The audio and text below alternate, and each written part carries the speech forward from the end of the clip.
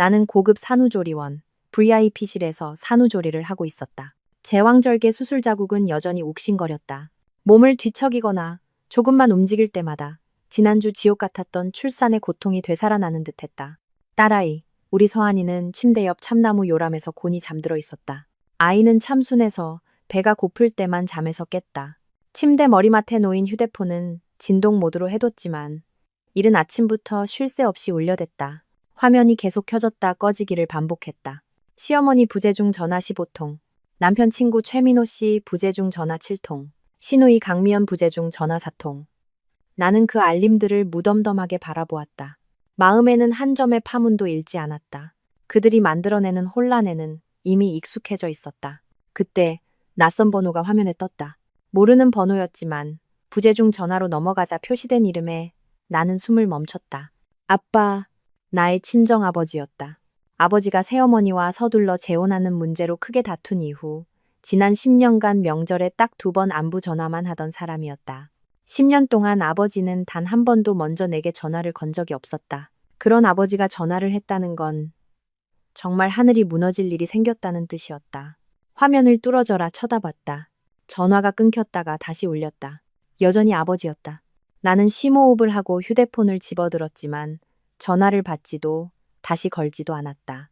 전원 버튼을 길게 누르자 화면에 선택지가 나타났다. 나는 전원 끄기를 선택했다. 방 안에는 서한이의 고른 숨소리만이 남은 채 절대적인 정적이 흘렀다. 방문이 조용히 열렸다. 나를 전담하는 간호사 윤아름 씨가 도구가 실린 카트를 밀며 들어왔다. 하운 씨, 혈압 재고 수술 부위 확인할 시간이에요. 그녀는 젊고 목소리는 언제나 상냥했다. 그녀는 책상 위 전원이 꺼진 내 휴대폰을 흘깃보더니 걱정스러운 눈빛으로 나를 바라보았다. 하운 씨, 혹시 집에 무슨 급한 일 있으세요? 아침부터 계속 부재중 전화 알림이 뜨던데. 나는 그녀에게 미소를 지어 보였다. 아마 내 얼굴 피부보다 더 창백한 미소였을 것이다. 나는 부드럽게 딸의 뺨을 쓰다듬었다. 괜찮아요, 선생님. 제게 가장 급하고 중요한 일은 지금 여기 있는걸요. 간호사는 연민 가득한 눈으로 나를 보았다. 아마 그녀는 나를 버림받았거나 복잡한 가정사로부터 도망친 미혼모라고 생각했을 것이다. 절반은 맞았다. 나는 버림받은 게 맞았지만 그녀가 상상하는 방식은 아니었다. 나는 그들 모두가 심지어 내 아버지까지 나에게 전화를 하는 이유를 알고 있었다. 오늘 아침 간호사가 이른 아침 햇살을 쬐게 해주려고 나를 복도로 데리고 나갔을 때 로비에 있는 대형 TV에서 뉴스가 나오고 있었다. 속보였다. 최신 정보에 따르면 중동 분쟁 지역의 상황이 복잡하게 전개되고 있습니다. 현지에 체류 중인 한국인 전문가 및 근로자 일부가 고립된 것으로 파악되었으며 그 중에는 강우석 씨도 포함된 것으로 확인되었습니다. 강우석, 내 남편, 지구 반대편에서 실종자 명단에 오른 남자. 사람들은 말한다. 남편이 위험에 처했다는 소식을 들으면 아내는 가슴이 찢어지고 눈물을 흘리며 어떻게든 방법을 찾아야 한다고. 하지만 나는 그의 이름을 들었을 때 심장이 한치의 오차도 없이 평온했다. 마치 가을 호수처럼 잔잔하고 3주 전 그날 밤처럼 차가웠다. 내 7년 결혼 생활이 완전히 끝났다는 것을 깨달았던 그 밤. 이 수술 자국의 고통이 어찌 내가 가장 사랑했던 사람에게 가장 약해진 순간에 칼로 찔린 고통에 비할 수 있을까? 그들이 나를 무정하고 냉혈한이라 불러도 좋다. 하지만 그들은 모른다. 그들은 남편 강우석이 분쟁 지역으로 떠나기 직전 나와 내 딸에게 무슨 짓을 했는지 영원히 알 수 없을 것이다. 모든 것은 3주 전 내가 임신 39주 차였을 때 시작되었다. 온몸은 무거웠고 두 다리는 코끼리 다리처럼 부어올라 한 걸음 떼기도 힘들었다. 나는 거실에 익숙한 소파에 앉아 두 손으로 배를 쓰다듬으며 아이의 희미한 태동을 세고 있었다. 피곤했지만 곧 태어날 아이를 기다리는 행복감에 젖어 있었다. 남편 강우석은 내 옆에서 사과를 깎아주고 있었다. 그는 늘 그렇게 세심했다. 사과 껍질은 끊어지지 않고 얇은 띠처럼 길게 이어졌다. 우리는 구시 뉴스를 보고 있었다. 지난 7년간 우리 가족의 변치 않는 습관이었다. 평화로운 작은 가정, 다정한 남편, 곧 태어날 아이. 나는 내 인생이 이만하면 만족스럽다고 생각했었다. 갑자기 뉴스는 국제 뉴스로 넘어갔다. 많은 한국인 근로자가 일하고 있는 중동의 한 분쟁 지역이었다. 갑자기 여성 앵커의 목소리가 심각해졌다. 방금 들어온 소식입니다. 현지에서 활동 중이던 한국인 프리랜서 여성 종군 기자 고유라 씨가 취재 도중 실종되었다는 보고가 들어왔습니다. 쨍그랑. 우석의 손에 있던 과도가 대리석 바닥에 떨어져 식탁 다리에 부딪히며 날카로운 소리를 냈다. 깍담한 사과는 바닥을 굴렀다. 내가 그를 돌아보았을 때 나는 그의 표정을 평생 잊지 못할 것이다. 우석은 망연자실한 채 두 눈을 크게 뜨고 TV 화면을 응시하고 있었다. 그의 얼굴은 핏기 하나 없이 새하얗게 질려 있었다. 배가 살짝 뭉치며 통증이 왔다. 나는 얼굴을 찡그리며 배를 감싸 안았다. 여보, 왜 그래요? 칼까지 떨어뜨리고. 고유라. 나는 그 이름을 안다. 시댁의 며느리로 들어온 7년 동안 너무나 많이 들었던 이름. 우석의 첫사랑이었다. 대학 시절부터 이어진 10년에 가까운 깊은 사랑. 시어머니 나경이 여사는 내가 요리하는 모습을 볼 때마다 한숨을 쉬며 말했다. 유라 걔는 참 대단했지. 전 세계를 누비면서 큰일만 하잖아. 나는 우석의 친구들이 술에 취해 그의 어깨를 두드리며 하는 말을 들었다. 강우석 저놈. 아직도 유라 못 잊었어. 그때 유라가 해외로 안 나갔으면 재능 있고 예쁜 종군 기자인데 말야. 그리고 나는 그저 평범한 회사원이었다. 기꺼이 뒤로 물러나 가정을 돌보고 밥을 짓고 아이를 낳을 준비를 하는. 우석은 화들짝 놀라며 허둥지둥 칼을 주었다. 그는 내 눈을 똑바로 쳐다보지도 못했다. 아니 아무것도 아니야. 나 서재에 들어가서 전화 좀 받을게. 거래처에서 급한 전화가 와서. 그는 거짓말을 하고 있었다. 나는 그가 거짓말을 하고 있다는 걸 알았다.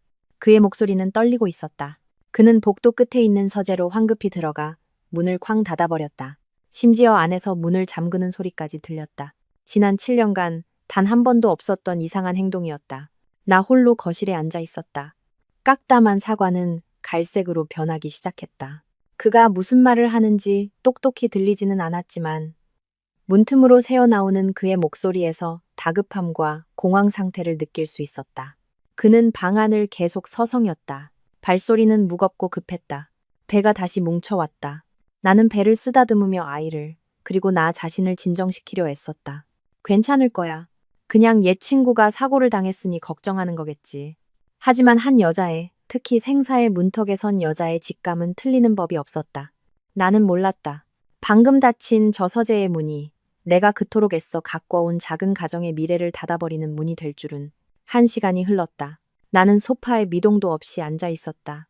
우석이 깍담한 사과는 내 마음처럼 시커멓게 변해 있었다.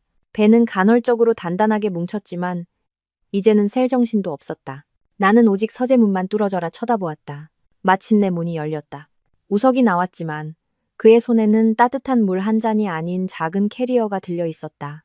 그가 짧은 출장을 갈 때 쓰던 가방이었다. 심장이 쿵하고 내려앉았다. 여보, 어디 가요? 나는 애써 물었다. 목소리가 갈라졌다. 우석은 내 눈을 똑바로 쳐다보지 못했다. 그는 창밖을, 바닥을, 내 창백한 얼굴만 아니면 어디든 쳐다봤다. 급한 지방 출장이 생겼어. 아주 급해서 오늘 밤에 바로 가야 해. 그는 거짓말을 했다. 서투른 거짓말이었다. 지방 출장을 가는데 왜 1시간 동안 서재문을 잠그고 있었을까? 지방 출장을 가는데 왜 그의 얼굴은 마치 전쟁터에 나가는 사람처럼 공포와 고통으로 일그러져 있을까? 나는 힘겹게 일어섰다. 39주 임산부의 몸은 굼뜬 곰처럼 움직였다. 나는 현관문 바로 앞을 막아섰다. 나 곧 출산할지도 몰라요. 의사 선생님이 하루 이틀 아니라고 했단 말이야. 39주라고. 우석 씨, 지금 어디 가는 거예요? 정말 중요한 일이야. 꼭 가야만 해. 그는 신경질적으로 소리쳤다. 그는 손을 뻗어 나를 살짝 밀쳤다.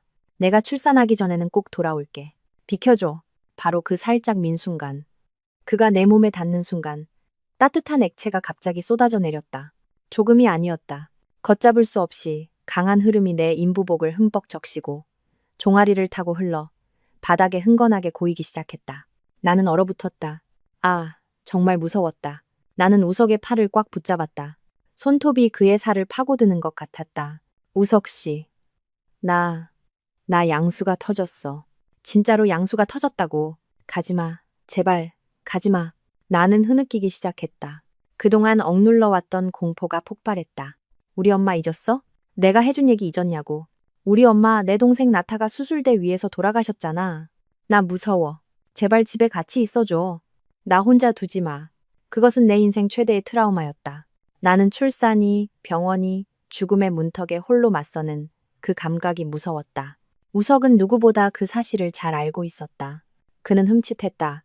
그는 바닥에 넓게 퍼진 양수를 내려다보았다. 그는 눈물로 범벅이 된 내 껍에 질린 얼굴을 보았다. 그리고 그는 시계를 보았다. 단 한 번의 그 눈짓. 아내가 양수가 터져 애원하고 있는 바로 그 순간에 시간을 확인하는 그 눈짓이 내 안에 남은 모든 것을 죽여버렸다. 그는 천천히 그리고 단호하게 내 손가락을 하나씩 떼어냈다. 내 울음이 갑자기 뚝 그쳤다. 마치 누군가 스위치를 내린 것처럼 눈물은 여전히 흘렀지만 더 이상 흐느끼지 않았다. 나는 깨달았다. 이해했다. 나는 한 걸음 뒤로 물러나 그가 나갈 길을 터주었다. 가요. 내 목소리는 무서울 정도로 평온했다. 나 자신도 놀랄 정도였다. 하지만 똑똑히 기억해요. 오늘 당신이 이 문을 나서는 순간 앞으로의 모든 책임은 당신 혼자 지게 될 거야. 우리 아이도 그리고 당신도. 그는 서둘러 캐리어를 들고 문 밖으로 뛰쳐나갔다. 그는 심지어 여권도 챙기지 않았다. 내가 다급하게 그를 불렀다. 그는 문 앞에서 흠칫 멈춰섰다. 무언가 생각난 듯한 표정이었다. 나는 여전히 양수를 흘리며 무거운 몸을 이끌고 침실로 들어갔다. 그의 서랍장을 열어 여권을 꺼냈다. 그 옆에는 은행카드 하나가 있었다.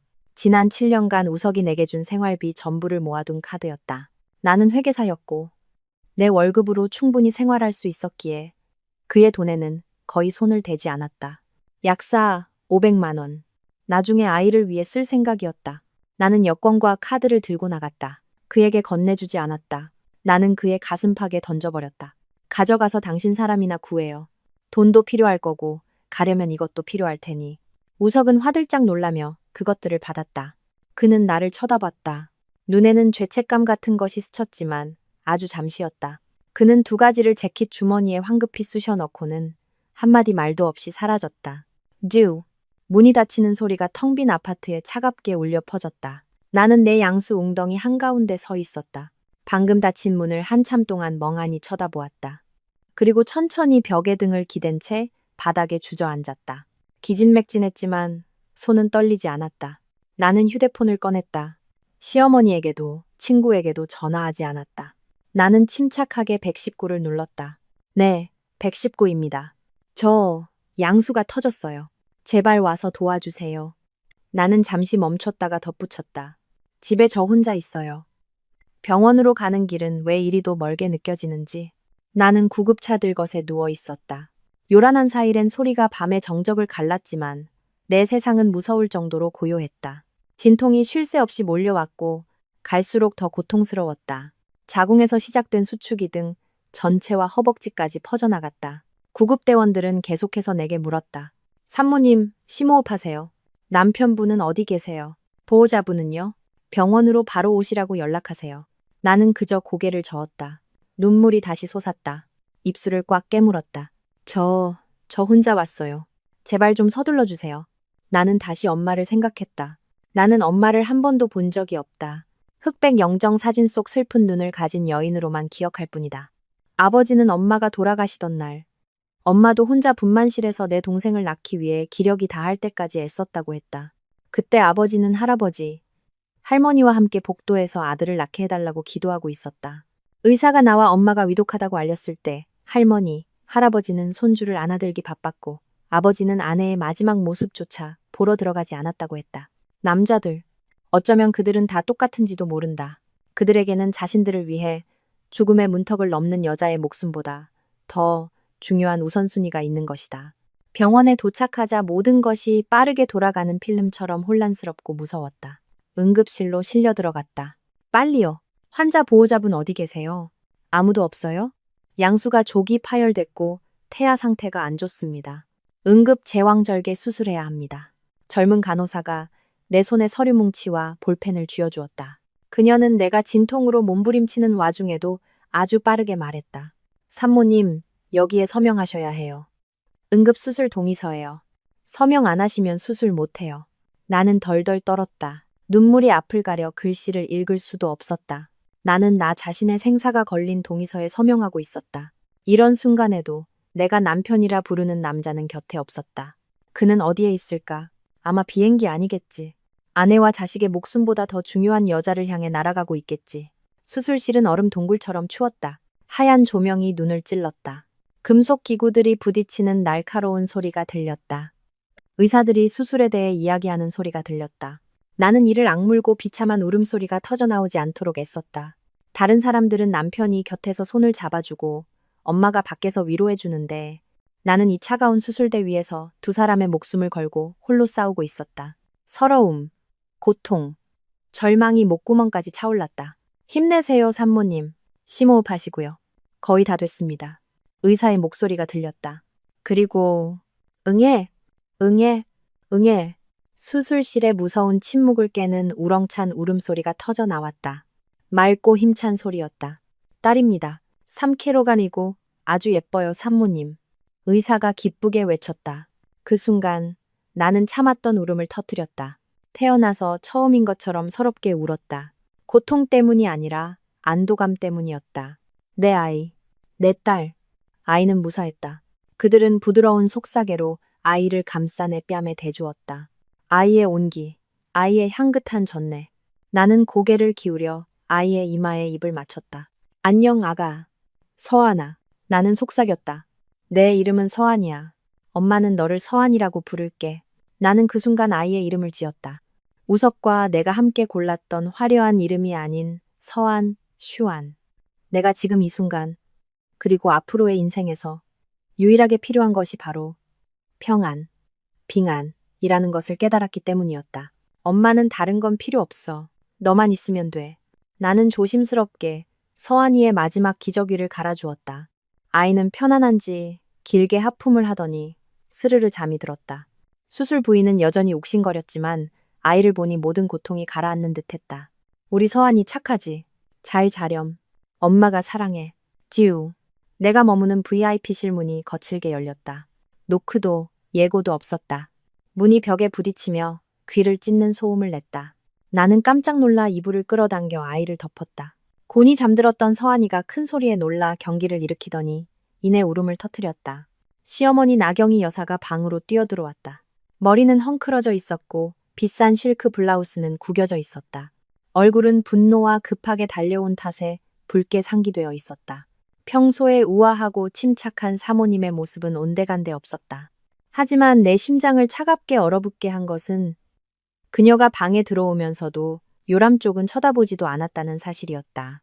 방금 태어난 손주가 아들인지 딸인지, 울고 있는지 자고 있는지 관심조차 없었다. 그녀는 내가 앉아있는 침대로 곧장 돌진해 손가락으로 내 얼굴을 거의 찌르듯이 가리켰다. 김하운, 너 사람 맞니? 그녀의 목소리는 서한이의 울음소리를 삼킬 듯 날카롭게 울렸다.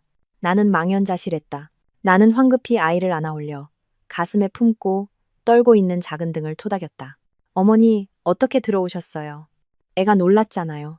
나 여사는 손주의 울음소리도 내 말도 들리지 않는 듯했다. 그녀의 두 눈은 핏발이 서 있었다. 마치 내가 부모의 원수라도 되는 것처럼. 그녀는 소리쳤다. 내 새끼는 소중하고 내 새끼 놀라는 건 아냐? 그럼 내 아들은? 내 남편은 어쩌고? 내 아들. 걔가 지금 분쟁 지역에 갇혀 있다고. 죽을지도 모른단 말이야. 알아? 그녀는 바닥을 쿵쿵 굴렀다. 그런데 넌 여기 편안하게 앉아 있어? 휴대폰은 꺼놓고 우리 집 식구들 연락은 다 무시하고? 너 아직 이 집 며느리 맞아? 나는 내 앞에서 이성을 잃은 여인을 바라보았다. 그녀의 아들이 죽을지도 모른다고? 그럼 내 딸은? 태어나자마자 아빠 얼굴도 못 본 내 딸은 어쩌고? 이 모든 일을 누가 초래했는가? 나는 애써 평정을 유지하며 한 손으로는 아이를 안고 다른 손으로는 그녀에게 조용히 하라는 신호를 보냈다. 어머니 목소리 좀 낮춰주세요. 애가 막 잠들었어요. 하실 말씀 있으시면 거실로 나가서 하시죠. 여긴 병원이에요. 병원? 그녀는 비웃었다. 일그러진 비웃음이었다. 여기가 병원인 건 아나 보지? 겁도 나고? 내가 똑똑히 말해주지. 순진한 척하지 마. 나를 쫓아내려는 거야? 나 오늘 아무 데도 안 가. 네가 똑바로 말해야겠어. 안 나가. 나 여사는 서한이의 울음소리가 점점 커지는데도 아랑곳하지 않고 소리쳤다. 그녀는 분노로 온몸을 떨었다. 그녀는 나가지 않고 한 걸음 더 다가와 자신의 휴대폰을 꺼내들었다. 그녀는 내 얼굴에 거의 휴대폰을 처박을 듯이 들이밀었다. 화면이 환하게 빛났다. 이것 봐. 눈 똑바로 뜨고 네 남편이 뭐라고 보냈는지 똑똑히 보라고. 나는 눈을 가늘게 떴다. 서한이는 여전히 내 품에서 울고 있었지만 나는 어쩔 수 없이 그녀의 휴대폰 화면을 봐야 했다. 우석이 방금 가족단체 카톡방에 보낸 메시지였다. 내가 시어머니와 임신 3개월부터 일을 그만두라는 문제로 다툰 직후 그녀가 나를 강제로 내보냈던 바로 그 카톡방이었다. 나 여사의 손에 들린 휴대폰 화면이 떨렸다. 그녀가 꽉 잡지 못해서가 아니라 분노 때문이었다. 메시지는 급하게 쓰여 띄어쓰기도 맞춤법도 엉망이었지만 나는 읽을 수 있었다. 엄마, 아빠, 저 좀 살려주세요. 저 다리에 총 맞았어요. 뼈에 밝혔어요. 지금 지하실에 숨어 있는데 약도 없고 피가 너무 많이 나요. 살려주세요. 메시지를 다 읽자 나 여사는 더 이상 참지 못하고 오열했다. 그녀의 비통한 울음소리가 조용한 병실에 울려 퍼졌다. 총에 맞았대. 봤니? 내 아들한테 무슨 일이라도 생기면 나 못 살아. 그녀는 한참을 흐느꼈다. 그녀의 울음소리는 서한이의 울음소리와 뒤섞여 머리가 아플 정도로 혼란스러운 소음을 만들어냈다. 그러다 갑자기 그녀는 고개를 번쩍 들었다. 울음은 그치고 무서운 결의의 참 표정으로 바뀌었다. 그녀는 내 팔을 움켜쥐었다. 그녀의 긴 손톱이 내 살을 파고들어 아팠다. 김하운, 너 돈 있는 거 안다. 우석이가 너한테 맡긴 그 카드. 500만 원. 아직 가지고 있지? 한 푼도 안 썼지? 그녀는 나를 뚫어져라 쳐다보았다. 내 아버지, 내가 듣기로 큰일 하신다며. 아는 사람도 많고. 내 아버지한테 전화해. 당장 대사관에 전화하라고. 내 돈 쓰고 내 아버지 인맥 써서 내 아들 좀 구해내란 말이야. 그녀는 내 팔을 더 세게 쥐었다. 넌 개아내야. 네가 구해야 해. 알아들었어? 나는 나 여사를. 그리고 우석의 절박한 구조 요청 메시지를 내려다보았다. 그가 다리에 총을 맞았고 피를 흘리고 두려워하며 도움을 청하고 있었다. 맞다. 나는 그의 아내다. 보통의 경우라면 내가 가장 걱정하고 가장 고통스러워하며 그를 구하기 위해 모든 방법을 동원해야 했다. 하지만 왜 지금 이 순간 그 메시지를 보면서도 내 마음은 조금도 아프지 않은 걸까? 나는 그저 피곤했다. 기진맥진할 정도로. 3주 전 내가 양수가 터졌을 때, 내가 무릎 꿇고 그에게 애원했을 때, 내가 죽는 게 무섭다고 말했을 때 그는 무엇을 선택했는가? 그는 시계를 보고 내 손을 뿌리쳤다.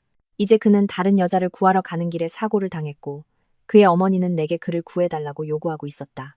품에 안긴 서한이가 꼼지락거렸다. 아이는 배가 고팠다. 젖을 물려야 했다. 지금 내게 가장 중요한 일은 그것이었다.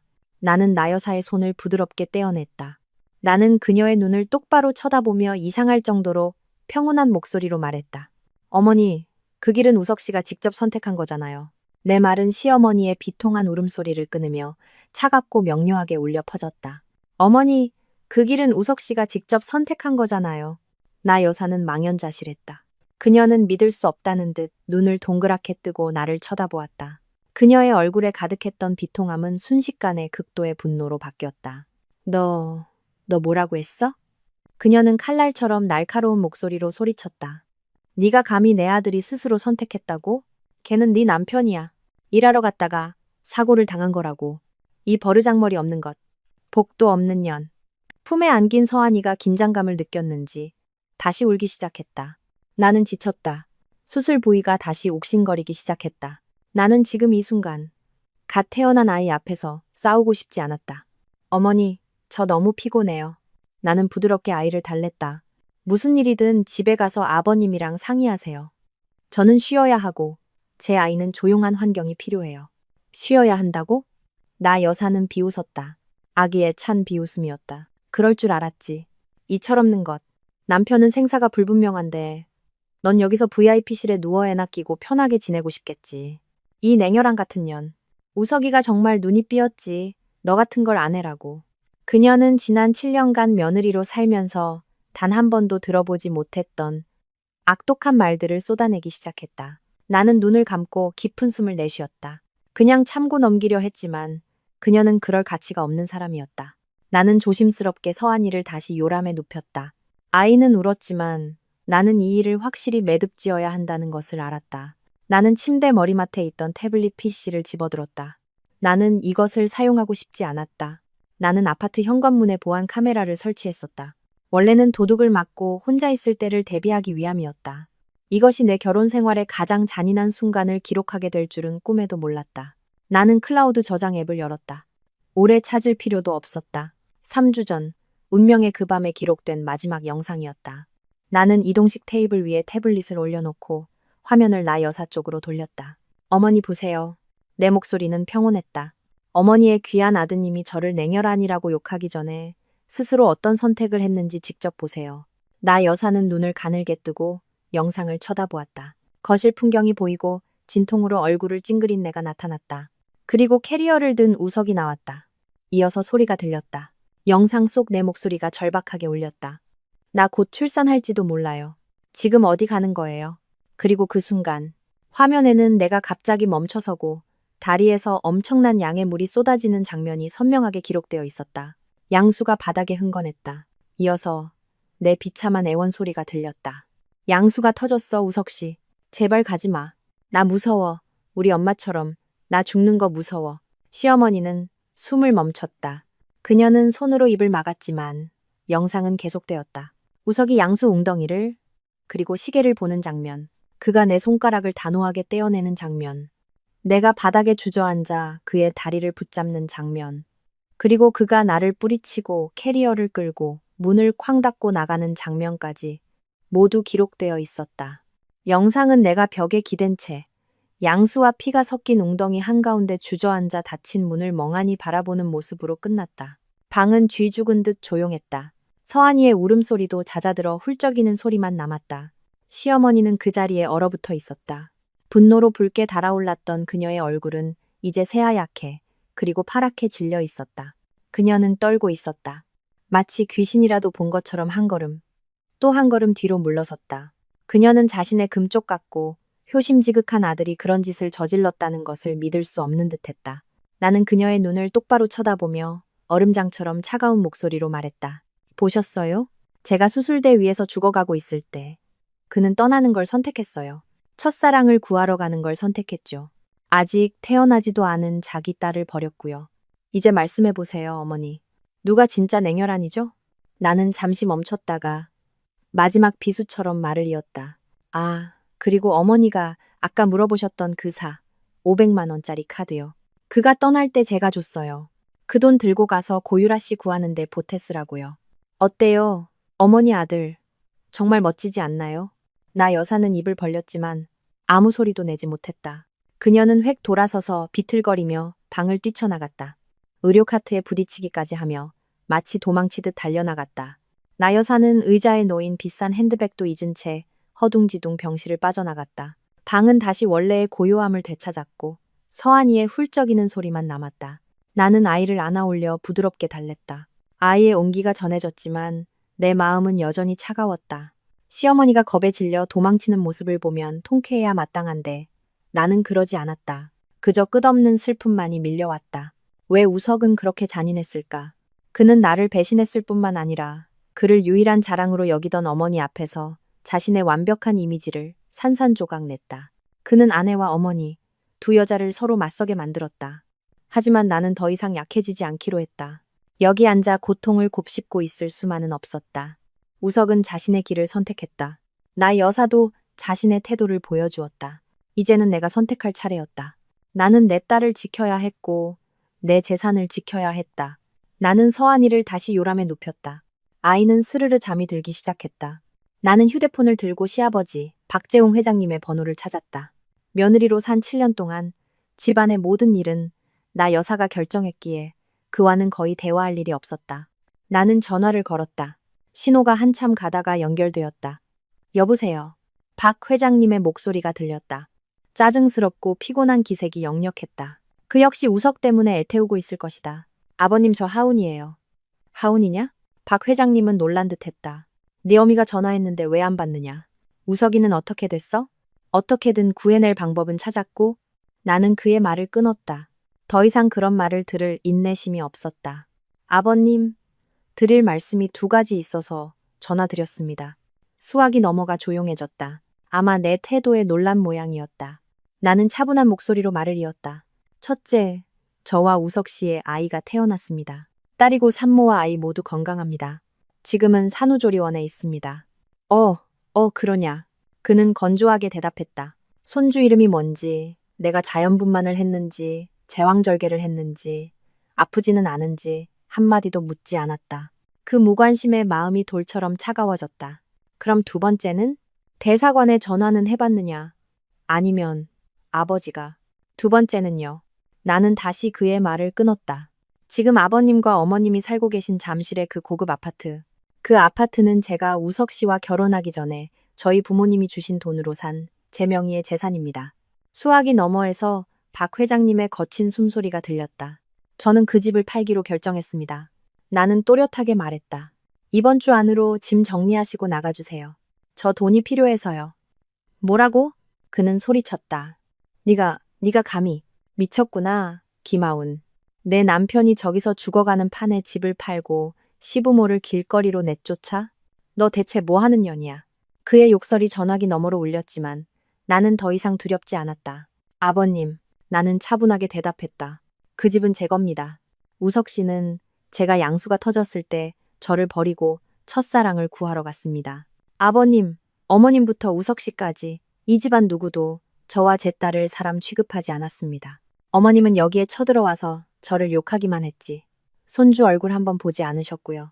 그런데 제가 왜 제 집에 아버님, 어머님을 모시고 살아야 하죠? 저는 제 딸을 키울 돈이 필요합니다. 우석 씨는 떠났으니 제가 알아서 해야죠. 두 분은 고향으로 내려가시든가 아니면 고유라 씨 댁에 한번 가보세요. 혹시 모르죠. 그녀가 우석 씨를 구해오면 온 가족이 다시 모여 살 수 있을지. 나는 그의 대답을 기다리지 않고 전화를 끊었다. 손이 떨렸다. 태어나서 처음으로 이렇게 잔인하고 불효막심한 짓을 저질렀다. 하지만 곤히 잠든 딸을 돌아보자 후회는 없었다. 내가 우리 모녀를 지키지 않으면 이 세상 누구도 우리를 지켜주지 않을 것이다. 이 일은 분명 친정아버지 귀에도 들어갈 것이다. 나 여사와 박 회장님은 이 충격적인 소식을 듣고 분명 아버지에게 전화해서 하소연할 것이다. 그리고 나는 내 아버지를 안다. 그는 절대 내 편을 들지 않을 것이다. 그 역시 그들과 같았다. 평생 단 한 가지, 체면만을 중요하게 여겼으니까 내 예측은 틀리지 않았다. 시아버지에게 전화를 끊은 지 1시간쯤 지났을까. 방금 다시 켠 휴대폰이 또 울렸다. 아버지의 번호였다. 이번에는 피하지 않았다. 나는 심호흡을 하고 마음의 준비를 한 뒤 전화를 받았다. 여보세요, 저예요. 김아운. 당장 집으로 와. 안부 인사도 여보세요라는 말도 없었다. 일주일 만에 제왕절개 수술을 한 딸에게 친아버지가 한 첫마디는 명령이었다. 그의 목소리는 마치 내가 죄인이라도 되는 듯 전화기 너머에서 으르렁거렸다. 나는 눈을 감고 목소리가 떨리지 않도록 애썼다. 아빠, 저 지금 산후조리원이에요. 지난주에 수술한 거 잊으셨어요? 핑계대지 마. 아버지는 소리쳤다. 그의 목소리는 언제나 그렇게 권위적이었다. 대체 무슨 짓을 하고 다니는 거야? 시부모를 집에서 내쫓고 남편이 실종된 판에 이혼을 하겠다고? 너 사람 맞니? 나를 네 아버지로 생각하긴 하는 거야? 나는 침묵했다. 수술 부위가 다시 옥신거렸다. 네가 내 얼굴에 똥칠을 했어. 내 시댁 식구들 앞에서 내 체면을 다 깎아내렸다고. 그는 거의 고함을 질렀다. 방금 네 시부모님한테 전화 왔어. 울고불고 난리도 아니더구나. 자식 교육 잘못 시켰다고 나를 욕하더라. 네가 은혜도 모르는 배은망덕한 년이고 피도 눈물도 없는 냉혈한이라고 하더군. 내가 이 늙은 얼굴을 들고 어디를 다니란 말이냐. 이 집안은 정말 팔자가 사나워서 너 같은 딸을 낳았지. 체면. 나는 그 두 글자를 속삭였다. 또 체면이었다. 아버지의 평생은 오직 그 두 글자를 위해 존재했다. 그는 딸이 무슨 일을 겪었는지, 외손녀가 막 태어났는지 관심 없었다. 오직 남들이 자신을 어떻게 생각하는지에만 관심이 있었다. 아빠. 내 목소리는 기진맥진했다. 아빠 체면이 깎여서 저한테 전화해서 화내시는 거예요? 외손녀는 잘 있는지, 제왕절개하고 혼자 수술실에 누워있던 딸은 아프지 않았는지 물어보시지는 않고요? 나는 희망을 가졌다. 아주 작은 희망이었지만 수십 년이 지난 지금 그가 조금은 변했을지도 모른다는 희망. 하지만 그의 대답은 모든 것을 짓밟았다. 아프긴 뭐가 아파? 그는 소리쳤다. 여자라면 누구나 애 낳는 거야. 애 하나 낳은 걸로 유세 떨지 마라. 옛날 내 엄마처럼 약해 빠지게 굴지 마.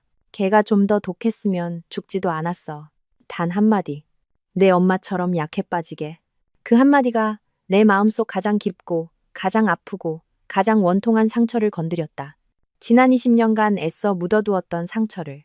나는 웃었다. 조용한 병실에 건조하고 차가운 웃음소리가 울려 퍼졌다. 나는 내 어리석음을 비웃었다. 생사의 갈림길을 겪고도 30살이 되어서까지 이 남자에게 한 조각의 애정을 기대했던 나 자신을 비웃었다. 내 갑작스러운 웃음소리에 전화기 너머의 아버지는 흠칫했다. 그의 분노에 찬 목소리가 잠시 멎었다. 너 뭐에 웃는 거야? 미쳤어? 웃기잖아요. 나는 심호흡을 하고 막 흘러내린 눈물을 급히 닦았다. 아빠가 웃겨요. 아빠는 제 시아버님이랑 그리고 제 남편이랑 똑같아요. 당신들 남자들은 다 똑같다고요. 헛소리하지 마라. 아버지는 내 반응에 당황한 듯 소리쳤다. 아빠는 제가 엄마처럼 약하다고 하셨죠? 내 목소리는 두려움 때문이 아니라 분노로 떨리기 시작했다. 맞아요. 우리 엄마 약했어요. 약했기 때문에 의사가 말렸는데도 아빠 말을 들었어요. 아들 하나 낳아서 가문에 떳떳해지고 싶다는 아빠 때문에 또 임신했어요. 엄마가 약해서 나는 소리쳤다. 지난 20년간 묻어두었던 말들이 터져나왔다. 엄마가 약해서 수술대 위에서 돌아가신 거예요. 한 번에 두 목숨이 사라졌다고요. 기억 안 나세요? 그때 전 겨우 10살이었어요. 아빠는 엄마가 불쌍하지도 않았어요? 엄마한테 그런 어리석은 짓을 하도록 강요한 걸 후회한 적은 있으세요? 수화기 너머는 조용했다. 그 침묵은 고함보다 더 무서웠다. 그것은 인정이었다. 아니, 나는 스스로 대답했다. 아빠는 후회 안 했죠. 아들을 못 낳고 아내가 죽어서 체면이 깎였을 뿐. 남들이 수군거릴까봐 걱정돼서 엄마 일주기도 되기 전에 새 장가를 갔고 바로 아들을 낳았죠. 이제 체면도 세우고 만족스러우시겠네요. 딸 자식은 자기 집에서 그림자처럼 살든 말든 내버려 두고요. 눈물이 쉴 새 없이 흘러 서한이를 감싼 속삭이를 적셨다.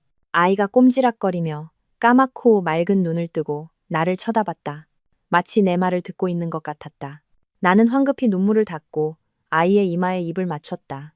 다시 전화기에 대고 말할 때 내 목소리는 차분했지만 차가웠다. 아빠 말이 맞아요. 남자는 아빠가 제일 잘 알죠. 우리 엄마도 저도 이해 못하시지만 제 남편은 분명 이해하실 거예요. 제 남편 강우석 씨도 아빠랑 똑같거든요. 체면이 중요하죠. 옛사랑에게 뒤처지는 모습을 보일 수 없으니까요. 자기 여자를 위험한 곳에 혼자 둘 수 없으니까. 그래서 양수가 터진 아내와 곧 태어날 딸을 버리고 그 여자를 구하러 날아간 거예요. 아빠처럼 아주 멋지고 책임감 있는 남자죠. 너. 아버지는 말을 잇지 못했다. 그러니 이제 저한테 전화하지 마세요. 나는 마지막 판결처럼 말했다. 저는 엄마랑 달라요. 약하지 않아요. 저를 버린 사람은 저도 버릴 겁니다. 저를 아프게 한 사람에게 복수하지는 않겠지만 제 아이는 제가 키우고 제 집은 제가 지킬 겁니다. 아빠 체면이 깎이든 말든 상관없어요. 나는 전화를 끊었다. 휴대폰을 옆으로 던져버렸다. 깨지든 말든 상관없었다. 나는 작고 어린 딸을 품에 꼭 안았다. 몸은 여전히 떨렸지만 마음속에서는 수십 년 묵은 짐을 내려놓은 듯 이상한 해방감이 느껴졌다. 서하나, 나는 딸에게 속삭였다. 이제 우리 둘뿐이야. 엄마는 약해지지 않을게. 엄마가 널 지켜줄게. 창밖을 보니 하늘은 여전히 잿빛이었다. 나는 내 싸움이 이제 막 시작되었음을 알았다. 집을 팔고 이혼하고 우석이 왜 유라를 구하러 갔는지 그리고 왜 나 여사의 말처럼 내 돈사 500만 원을 들고 갔는지 명확히 알아내야 했다. 그들의 관계는 단순한 첫사랑이 아니었다. 친정아버지와의 격한 통화 후에도 손은 여전히 떨렸다. 나는 딸을 품에 안고 미안한 마음이 들었다. 서한이는 너무 어렸다. 태어난 지 며칠밖에 되지 않은 아이가 어른들의 고함과 증오를 들을 이유는 없었다. 나는 아이의 이마에 살며시 입을 맞췄다. 서한아, 괜찮아. 엄마가 있잖아. 미안해, 아가. 나는 시댁과 친정아버지에게 단호하게 말했으니 이제 모든 것이 잠시나마 조용해질 것이라 생각했다. 숨 돌릴 틈이 회복할 시간이 생길 것이라 믿었다. 하지만 착각이었다. 방금 던져버린 휴대폰 화면이 다시 쉴 새 없이 켜졌다. 이번에는 전화가 아니라 카카오톡, 문자 메시지 알림이 연달아 울렸다. 마치 우박처럼 나의 연약한 평온을 향해 쏟아졌다. 최민호, 남편 친구, 하운 씨, 왜 그래요? 왜 전화 안 받아요? 박서준, 남편 직장 동료. 재수 씨, 우석이 상황은 좀 어때요? 회사 동료들이 다 걱정하고 있어요. 강우석 친구 모임. 재수 씨가 아내인데 이럴 때일수록 나서서 챙겨야죠. 왜 전화기를 꺼나요? 다들 난리 났어요. 나는 메시지를 하나씩 읽으며 입술을 꽉 깨물었다. 그들은 걱정하고 나를 책망하며 내가 나서야 한다고 말했다. 시어머니처럼, 아버지처럼 그들 중 누구도 내게 제왕절개 했는데 아프지 않아요. 라고 묻지 않았다. 누구도 아이는 어때요? 라고 묻지 않았다. 그들 눈에 갓 출산하여 몸도 회복되지 않은 나는 당연히 핏덩이 같은 자식을 내팽개치고 자신을 버린 남자를 구하기 위해 동분서주해야 하는 존재였다. 계속되는 메시지 알림 소리에 서한이가 또 놀라 칭얼거리기 시작했다. 내 안의 분노가 폭발했다. 이제 그만, 더 이상 누구도 내 딸을 방해하게 둘 수 없었다. 나는 카카오톡을 열어 주소록을 확인했다. 방금 내게 메시지를 보낸 모든 사람들, 우석의 좋은 친구들과 친한 동료들을 모두 선택했다. 나는 단 하나의 짧고 명료한 메시지를 작성했다. 설명하지도 내 사정을 늘어놓지도 않았다. 나는 그들에게 어떤 설명도 할 의무가 없었다. 안녕하세요. 걱정해 주셔서 감사합니다. 저는 현재 갓 태어난 아이를 돌보느라 바쁘고 건강이 좋지 않습니다. 나는 잠시 멈췄다가 다시 타자를 쳤다. 강우석 씨에 관한 모든 문의는 그의 부모님이신 박재웅, 나경희님께 직접 연락하시기 바랍니다. 더 이상 저에게 전화나 메시지를 보내지 말아주세요. 제가 해결할 수 있는 일이 아닙니다. 그리고 마지막으로 한 문장을 덧붙였다. 저와 강우석 씨는 그가 돌아오는 즉시 이혼 절차를 밟을 예정입니다. 감사합니다. 나는 전송 버튼을 눌렀다. 모든 사람에게 동시에. 내 휴대폰은 즉시 조용해졌다. 메시지 폭풍이 지나간 뒤 찾아온 갑작스러운 침묵은 무겁게 느껴졌다. 이 메시지가 우석의 친구들 사이에서 큰 파장을 일으킬 것이라는 걸 알았다. 그들은 나를 뭐라고 부를까? 은혜를 원수로 갚는 여자, 독사 같은 여자, 아니면 정없는 아내라고 할까? 상관없었다. 내게 유일하게 중요한 것은 내 딸의 고른 숨소리뿐이었다.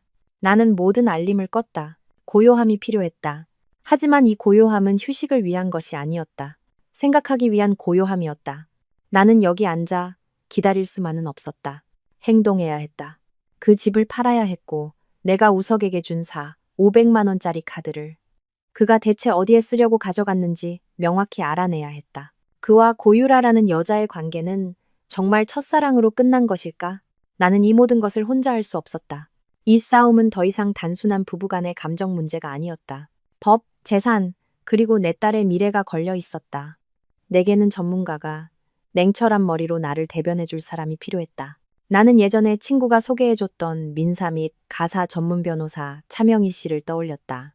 차 변호사는 날카롭고 이성적이며 항상 약한 여성의 편에 서는 것으로 유명했다.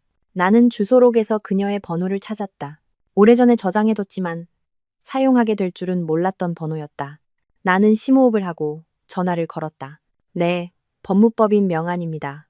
비서의 목소리가 들렸다. 차명희 변호사님과 통화하고 싶습니다. 저는 김아운이라고 하고 이혼 관련해서 급한 용무가 있습니다. 몇 분 후 차 변호사의 따뜻하면서도 단호한 목소리가 들렸다. 네, 김아운 씨. 말씀하세요. 나는 울지도 길게 늘어놓지도 않았다. 모든 상황을 최대한 간결하고 명료하게 설명했다. 저는 방금 제왕절개 수술을 했고 남편은 제가 양수가 터졌을 때 해외로 떠났습니다. 이혼하고 싶고 제 명의의 재산을 처분하고 싶습니다. 그리고 남편의 재정 상황에 대해 몇 가지 의심스러운 점이 있습니다. 수화기 너머의 차 변호사는 조용히 내 말을 들었다. 그녀의 침묵은 내게 신뢰를 주었다. 내가 말을 마치자 그녀는 핵심을 찌르는 단 하나의 질문을 던졌다. 신중하게 생각하신 겁니까? 아니면 산후 우울감 때문에 일시적으로 격해진 감정입니까? 변호사님, 나는 나 자신도 놀랄 정도로 차분한 목소리로 말했다. 가장 신중하게 생각했던 순간은 제가 차가운 수술대 위에 홀로 누워 제 생사가 걸린 수술 동의서에 서명하던 그 밤이었습니다. 저는 화난 게 아닙니다. 제 딸을 위해 가장 올바른 일을 하고 있을 뿐입니다. 알겠습니다. 차 변호사의 목소리에는 망설임이 없었다. 이해했습니다. 구체적으로 제가 무엇을 도와드리면 될까요? 나는 잠든 서한이를 보며 숨을 골랐다. 첫째, 제 단독 명의로 된 고급 아파트를 급히 팔고 싶습니다. 시부모님이 살고 계셨는데 이사하시라고 통보했습니다. 매각 절차와 법률적인 부분을 최대한 빨리 처리해 주세요. 둘째, 일방적인 이혼 소송 서류를 준비해 주세요. 사유는 출산 중인 아내를 유기하여 정신적, 신체적으로 심각한 피해를 입혔다는 것입니다. 양육권은 제가 갖고 양육비는 필요 없습니다. 그리고 셋째, 나는 잠시 망설였다. 이것이 내 마음속 가장 큰 의혹이었다. 남편의 재정 상태를 조사해 주셨으면 합니다. 좀 더 구체적으로 말씀해 주시겠어요? 그가 떠나기 전에 제가 그에게 은행 카드 하나를 줬습니다. 그가 제게 준 월급을 모아둔 카드인데 약사 500만 원이 들어 있었습니다. 그 돈을 어디에 쓰려고 가져갔는지, 정말 고유라 씨를 구하기 위한 것인지 알고 싶습니다. 그리고 나는 생각을 정리했다. 그의 명의로 된 모든 은행 계좌의 거래 내역을 조회해 주세요. 결혼 생활 7년 동안 저희는 거의 경제적으로 각자 관리했습니다. 그의 돈은 그가, 제 돈은 제가 관리했죠. 저는 그사 500만 원만 대신 보관해 줬을 뿐입니다. 그 돈 외에 그의 나머지 돈이 다 어디로 갔는지 알고 싶습니다. 차 변호사는 잠시 침묵했다. 키보드를 두드리는 소리가 들렸다. 알겠습니다. 이혼 전 타인의 계좌를 조회하는 것은 절차가 좀 필요하지만 혼인 중 공동 재산 분할과 직접적인 관련이 있으므로 가능합니다. 강우석 씨의 주민등록번호, 생년월일 등 기본 정보를 보내주세요. 즉시 사람을 시켜 확인해 보겠습니다. 나는 우석의 모든 정보를 그녀에게 문자로 보냈다. 전화를 끊자 안도의 한숨이 나왔다. 마침내 내 권리를 되찾기 위한 첫걸음을 내디뎠다. 변호사가 무엇을 찾아낼지는 알 수 없었다. 어쩌면 그는 깨끗할지도 모른다. 그의 돈은 어딘가에 저축되어 있을지도. 하지만 배신당한 아내의 양수가 터졌을 때 버림받은 여자의 직감은 내게 말하고 있었다. 그사 500만 원 뒤에 숨겨진 진실은 훨씬 더 끔찍할 것이라고. 며칠 후 수술 부위는 새살이 돋아 통증이 많이 가라앉았다. 서한이도 순했다. 젖만 배불리 먹으면 곤히 잠들었다. 시댁과 친정아버지로부터의 완전한 침묵에도 익숙해졌다. 그들은 더 이상 전화도 방해도 하지 않았다. 아마 내가 던진 여론의 폭풍에 대처하느라 바쁘거나 그들의 귀한 아들을 구할 다른 방법을 찾고 있을 것이다. 그날 아침 내가 서한이에게 창가에서 햇볕을 쬐어주고 있을 때 휴대폰이 울렸다. 차 변호사였다. 하운 씨, 거래 내역 결과가 나왔어요. 그녀의 목소리는 평소와 달리 매우 심각했다. 직접 만나서 얘기하는 게 좋을 것 같아요. 지금 하운 씨 계신 곳 1층 카페에 있는데 내려오실 수 있겠어요? 심장이 쿵 내려앉았다. 직접 만나서. 나는 그녀의 의도를 알았다. 평범한 거래 내역이었다면 카톡이나 이메일로 보냈을 것이다. 직접 만나자고 하는 것은 문제가 결코 간단하지 않다는 뜻이었다. 네, 바로 내려갈게요. 나는 당직 간호사에게 15분만 서한이를 봐달라고 부탁했다. 얇은 가운을 걸치고 엘리베이터를 타고 로비로 내려갔다. 카페는 한산했다. 차 변호사는 구석진 자리에 앉아 있었고 앞에는 두툼한 서류철이 놓여 있었다. 그녀의 표정은 굳어 있었다. 나는 의자를 끌어당겨 앉았다. 무슨 일이에요, 변호사님? 차 변호사는 말없이 서류철을 내 쪽으로 밀었다. 이것부터 보세요.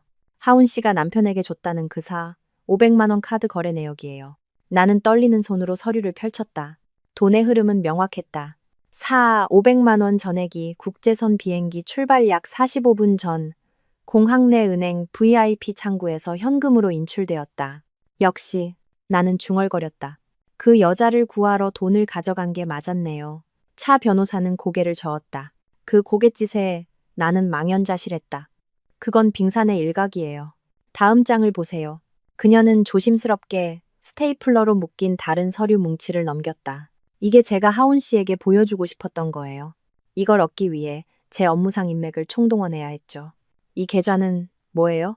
나는 어리둥절했다. 나는 우석이 월급 통장 하나와 그사 500만 원이 든 통장 하나만 아는 전부였다. 강우석 씨 명의의 또 다른 계좌예요. 제2의 월급 통장이거나 비자금 계좌겠죠. 그리고 이건 하운 씨와의 결혼 생활 7년 내내 존재했어요.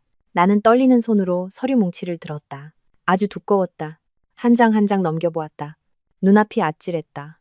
매달 거의 월급날과 같은 날에 많게는 0만 원에서 0만 원에 이르는 큰돈이 이 비밀 계좌로 이체되었다. 그리고 거의 즉시 이 비밀 계좌에서 돈은 다른 곳으로 송금되었다. 지난 7년간의 모든 거래는 단 한 곳으로 향했다. 소외아동지원 자선재단. 나는 수취인 이름을 소리내어 읽었다. 나는 차 변호사를 돌아보았다. 얼굴에 핏기가 하나도 없었다. 이게 뭐예요? 그 사람이 몰래 기부를 하고 있었던 거예요? 나는 믿을 수 없었다. 아내와 밥 한 끼까지 더치페이 하던 남자가 이렇게 큰 돈을 기부하고 있었다니? 마지막 장의 총액을 보세요. 차 변호사는 작지만 망치처럼 무거운 목소리로 말했다. 나는 마지막 장을 넘겼다. 아래쪽에 있는 총합계를 보았다. 눈이 흐릿해졌다. 나는 몇 번이나 눈을 비비고서야 제대로 읽을 수 있었다. 1억 8천만 원. 7년 동안 그가 나와 식사 한 끼까지 철저하게 나누어 내는 동안, 그가 아내가 임신 검사비와 기저귀 값을 혼자 부담하게 내버려 두는 동안 그는 몰래 거의 2억 원에 가까운 돈을 빼돌려 기부를 하고 있었다. 단순한 기부라고 생각하지 않아요. 차 변호사의 목소리가 나를 현실로 돌려놓았다. 이 재단 이름 익숙하지 않으세요? 나는 고개를 저었다. 처음 들어봐요. 그럼 지금이라도 알아보는 게 좋겠네요. 차 변호사는 한숨을 쉬었다. 제가 이미 찾아봤어요. 이것 보세요. 그녀는 자신의 태블릿 PC를 내게 건넸다. 나는 차 변호사에게서 태블릿 PC를 건네받았다. 손이 차갑게 식고 땀이 맺혔다. 아주 나쁜 예감이 들었다. 내가 곧 보게 될 것이 우석에 대한 나의 마지막 희망마저 완전히 찢어버릴 것이라는 예감. 태블릿 화면에는 한 웹사이트가 떠 있었다. 디자인은 단순했지만 사진들은 매우 전문적으로 보였다. 홈페이지 메인에는 산골 아이들이 환하게 웃고 있는 사진이 걸려 있었고 그 옆에는 소외 아동 지원 자선재단이라는 큰 글씨가 밝혀 있었다. 나는 떨리는 손가락으로 화면을 넘겼다. 재단 소개, 사명. 그리고 나는 운영진 소개 항목에서 멈췄다. 심장이 멎는 듯했다. 나는 숨을 참았다. 가장 첫 번째, 가장 중요한 자리에 한 여성의 증명사진이 있었다. 짧은 단발머리에 건강하게 그을린 피부, 자신감 넘치는 환한 미소를 띤 여성이었다. 그녀는 바람 부는 초원 한가운데에 서 있었고 주위에는 산골 아이들이 있었다. 사진 아래에는 설립자 및 대표이사 고유라라는 글씨가 적혀 있었다. 고유라, 그녀였다. 내 남편의 첫사랑. 그가 아내와 자식을 양수가 터진 날을 한밤중에 버려두고 구하러 간 종군 기자. 변호사님. 나는 말을 잇지 못했다. 목이 메어 마치 누군가 목을 조르는 듯했다. 맞아요. 차 변호사는 고개를 끄덕였다. 그녀의 눈에는 연민이 가득했다. 하운 씨 남편은 결혼 생활 7년 동안 첫사랑의 자선재단에 몰래 1억 8천만 원을 후원해 온 겁니다. 이건 그가 하운 씨에게 맡겼던 500만 원의 거의 4배에 달하는 금액이죠. 나는 그 자리에 얼어붙었다. 흩어져 있던 퍼즐 조각들이 갑자기 완벽하게 맞춰졌지만 그것은 견딜 수 없을 만큼 잔인한 그림을 만들어냈다. 그랬구나. 내가 그토록 자랑스러워했던 각자의 재정을 존중하는 현대적인 결혼 생활이라는 것이 사실은 정교한 사기극이었다는 것을. 그는 아내와는 철저히 계산적으로 살면서 첫사랑에게 돈을 퍼주고 있었다. 그랬구나. 그날 뉴스 속보를 보며 고통스러워하던 그의 표정은 단순히 친구를 걱정해서가 아니었다. 그것은 자신이 공들여온 프로젝트, 자신이 사랑하는 여자의 사업이 위기에 처했기 때문이었다. 그랬구나. 내가 건넨 500만 원은 그가 그녀를 구하러 가는데 드는 추가 경비에 불과했고 진짜 투자는 7년 동안 꾸준히 그리고 은밀하게 이체된 1억 8천만 원이었다는 것을. 내가 아내로 살아온 7년. 이 가정을 위해 헌신해온 7년. 나는 바보 같았다. 7년 내내 속고 살았던 바보였다. 나는 아직도 여기서 수술 자국의 고통과 싸우고 전몸살로 고생하며 우리 모녀의 미래를 걱정하고 있는데 내 남편은 가족의 돈, 내 딸에게 돌아갔어야 할 돈으로 다른 여자의 사업과 명성, 그리고 화려한 미래를 만들어주고 있었다. 자선? 나는 웃었다. 내 웃음소리는 너무나 쓰라렸다. 나 자신이 듣기에도 끔찍했다. 그 1억 8천만 원 중에 얼마가 아이들에게 갔고 얼마가 다른 데 쓰였는지 누가 알겠어요? 그게 바로 제가 의심하는 부분입니다. 차 변호사는 진지한 목소리로 말했다. 이렇게 거액의 자금이 단 하나의 비밀스러운 개인 후원자로부터 꾸준히 들어오고 그 재단의 운영자가 후원자와 미심쩍은 관계에 있다는 건 투명성에 의문이 생길 수밖에 없죠. 차 변호사는 서류처를 정리하며 내 손등에 손을 얹었다. 하운 씨, 이건 더 이상 남편이 출산 때 곁에 없었다는 이유로 이혼하는 단순한 문제가 아니에요. 이건 명백한 혼인 중 공동 재산은닉 행위의 정황이 있어요. 그리고 어쩌면 그녀는 말을 흐렸다. 이 재단에 대해 더 깊이 조사해보면 그 1억 8천만 원이 최종적으로 어디로 갔는지 알게 되면 문제는 더 커질 수도 있습니다. 나는 산후조리원 1층 카페에 얼어붙은 채 앉아 있었다. 1억 8천만 원. 그 숫자가 머릿속을 맴돌았다. 그것은 보이지 않는 거대한 망치가 되어 내가 우석에 대해 간직하려 애썼던 마지막 좋은 기억들마저 산산조각냈다. 테이블 위에 놓인 내 손이 차갑게 식어가며 떨리기 시작했다. 7년간 함께 잠자리에 들었던 남편, 순하고 착하다고만 생각했던 그가 이렇게 끔찍한 일을 저지를 수 있다는 것이 믿기지 않았다. 차 변호사는 한숨을 쉬며 내 차가운 손등을 감쌌다. 그녀의 목소리는 걱정스럽게 낮아졌다. 하운 씨, 진정해요. 충격이 크다는 거 알지만 이 일이 생각보다 더 심각해질 수 있다는 걸 알려줘야만 했어요. 나는 고개를 들었다. 목구멍은 바싹 마르고 썼다. 더 심각하다니요. 1억 8천만 원. 가족의 돈. 자기 딸의 돈을 훔쳐서 첫사랑을 먹여 살렸는데 이보다 더 나쁜 게 있을 수 있나요? 단순히 먹여 살린 게 아니라고 생각해요. 차 변호사는 고개를 저었다. 그녀의 눈빛이 날카로워졌다. 제가 더 깊이 파고들 수밖에 없었어요. 공동재산 은닉 행위가 의심됐고 제 직감이 맞았죠. 그녀는 서류철에서 다른 종이 한 장을 넘겼다. 상세한 기록이었다. 그 자선재단은 실존해요. 법인 등록도 되어 있고요. 하지만 그녀는 내가 마음의 준비를 할 수 있도록 잠시 멈췄다. 거의 활동하지 않아요, 하운 씨. 그냥 위장단체예요. 돈 세탁을 위한 완벽한 껍데기죠. 위장단체. 나는 되뇌었다. 심장이 깊은 나락으로 떨어지는 것 같았다. 맞아요. 차 변호사는 다른 거래 내역을 가리켰다. 출금 내역을 자세히 보세요. 이 1억 8천만 원은 그녀의 웹사이트 광고처럼 학교를 짓거나 책을 사거나 산골 아이들을 위한 어떤 프로젝트에도 사용되지 않았어요. 그럼 어디로 갔는데요? 나는 목소리가 갈라지는 것을 느끼며 물었다. 차 변호사는 거의 속삭이듯 목소리를 낮췄다. 여러 번 다양한 방법으로 인출되었어요.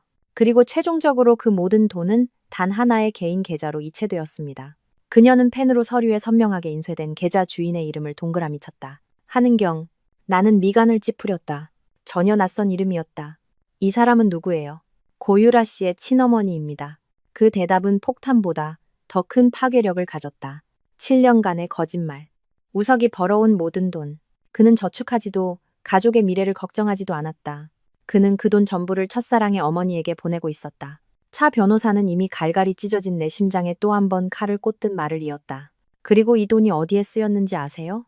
정확히 3년 전 한은경 씨의 계좌에서 부동산 거래가 있었어요. 이 돈 전액에 약간의 돈을 더 보태서 서울 강남의 고급 아파트를 매입했죠. 그 아파트, 지금 한은경 씨 단독 명의로 되어 있어요. 3년 전, 나는 기억을 더듬었다. 그때가 언제였지? 내가 첫 아이를 유산했을 때였다. 나는 병상에 누워 몸과 마음이 모두 망가진 채 완전히 무너져 있었다. 우석, 그도 곁에 있었다. 그는 내 손을 잡고 함께 괴로워하는 척했다. 그는 우리 다시 시작하자고 말했다. 바로 그때, 아내가 아이를 잃고 절망에 빠져 있는 바로 그 순간에 그는 두 사람의 피땀 흘려번 돈으로 첫사랑의 어머니에게 집을 사주고 있었던 것이다. 나는 더 이상 울 수도 없었다. 눈물이 말라버렸다. 이제 가슴 속에는 오직 혐오감만이 남았다. 내가 사랑했던 남자에 대한, 종군 기자라는 명함을 내건 그 여자에 대한, 그리고 너무나 어리석고 순진하게 믿었던 나 자신에 대한 혐오감. 변호사님, 나는 메마른 목소리로 말했다. 알겠습니다. 공동재산 은닉, 사기 및 횡령, 소송할 겁니다. 끝까지 갈 거예요. 차 변호사는 고개를 끄덕였다. 맞아요. 그래서 하운 씨가 더더욱 냉정해져야 해요. 우리는 모든 것을 되찾을 겁니다. 하운 씨의 집뿐만 아니라 이 1억 8천만 원도요. 그건 공동재산이에요. 하운 씨와 하운 씨 딸의 것입니다. 나는 카페를 나왔다. 머릿속이 혼란스러웠다. 1억 8천만 원과 고급 아파트에 대한 증거는 너무나 큰 충격이어서 나는 거의 기진맥진했다. 비틀거리며 방으로 돌아왔다. 그 후 며칠 동안 나는 딸만 끌어안고 있었다. 아이를 보고 또 울었다. 약해서가 아니라 아이가 너무 불쌍해서 울었다. 태어나자마자 친아버지에게 빼앗겨버린 미래가 너무나 안타까워서. 산후조리원에서의 마지막 날들이 무겁게 지나갔다. 나는 퇴원 수속을 마쳤다. 4명의 아파트는 차 변호사의 말대로 시부모님이 이사를 나간 상태였다. 그들은 별다른 저항을 하지 않았다. 아마 그 CCTV 영상을 본 후로는 더 이상 그곳에 머물 면목이 없었을 것이다. 차 변호사는 사람을 보내 집을 청소하고 자물쇠를 바꾼 뒤 집을 보러 올 손님들을 받기 시작했다. 나는 서한이를 돌봐줄 보모, 인상 좋고 경험 많은 서영란 씨도 구했다. 아이의 옷을 작은 캐리어에 정리하며 떠날 준비를 하고 있을 때 휴대폰이 울렸다. 낯선 번호였다. 나는 잠시 망설였다. 그 가족으로부터 오는 전화는 이제 지긋지긋했다. 하지만 집을 보러 온 손님일 수도 있겠다는 생각에 전화를 받았다. 여보세요. 짧은 침묵, 그리고 지치고 쉰 목소리가 들렸다. 하마터면 알아보지 못할 뻔한 목소리였다. 하운아, 나다. 시험이다. 나는 흠칫했다. 예전에 내 병실에 쳐들어왔을 때의 그 날카롭고 기세등등한 나 여사의 목소리가 아니었다. 완전히 기력이 쇠하고 무너져 내린 늙은 여인의 목소리였다. 어머님 무슨 일이세요? 나는 여전히 차갑게 물었지만 증오는 조금 가신 상태였다. 하운아, 그녀는 울었다. 수화기 너머로 비통한 울음소리가 들려왔다. 내가 잘못했다. 내가 미안해. 나를 용서해다오. 그날은 내가 너무 화가 나서 정신이 나갔었어. 제발 우석이 좀 살려줘. 내 아들 좀 살려줘. 하운아. 그녀는 애원하고 빌었다. 나는 침묵했다.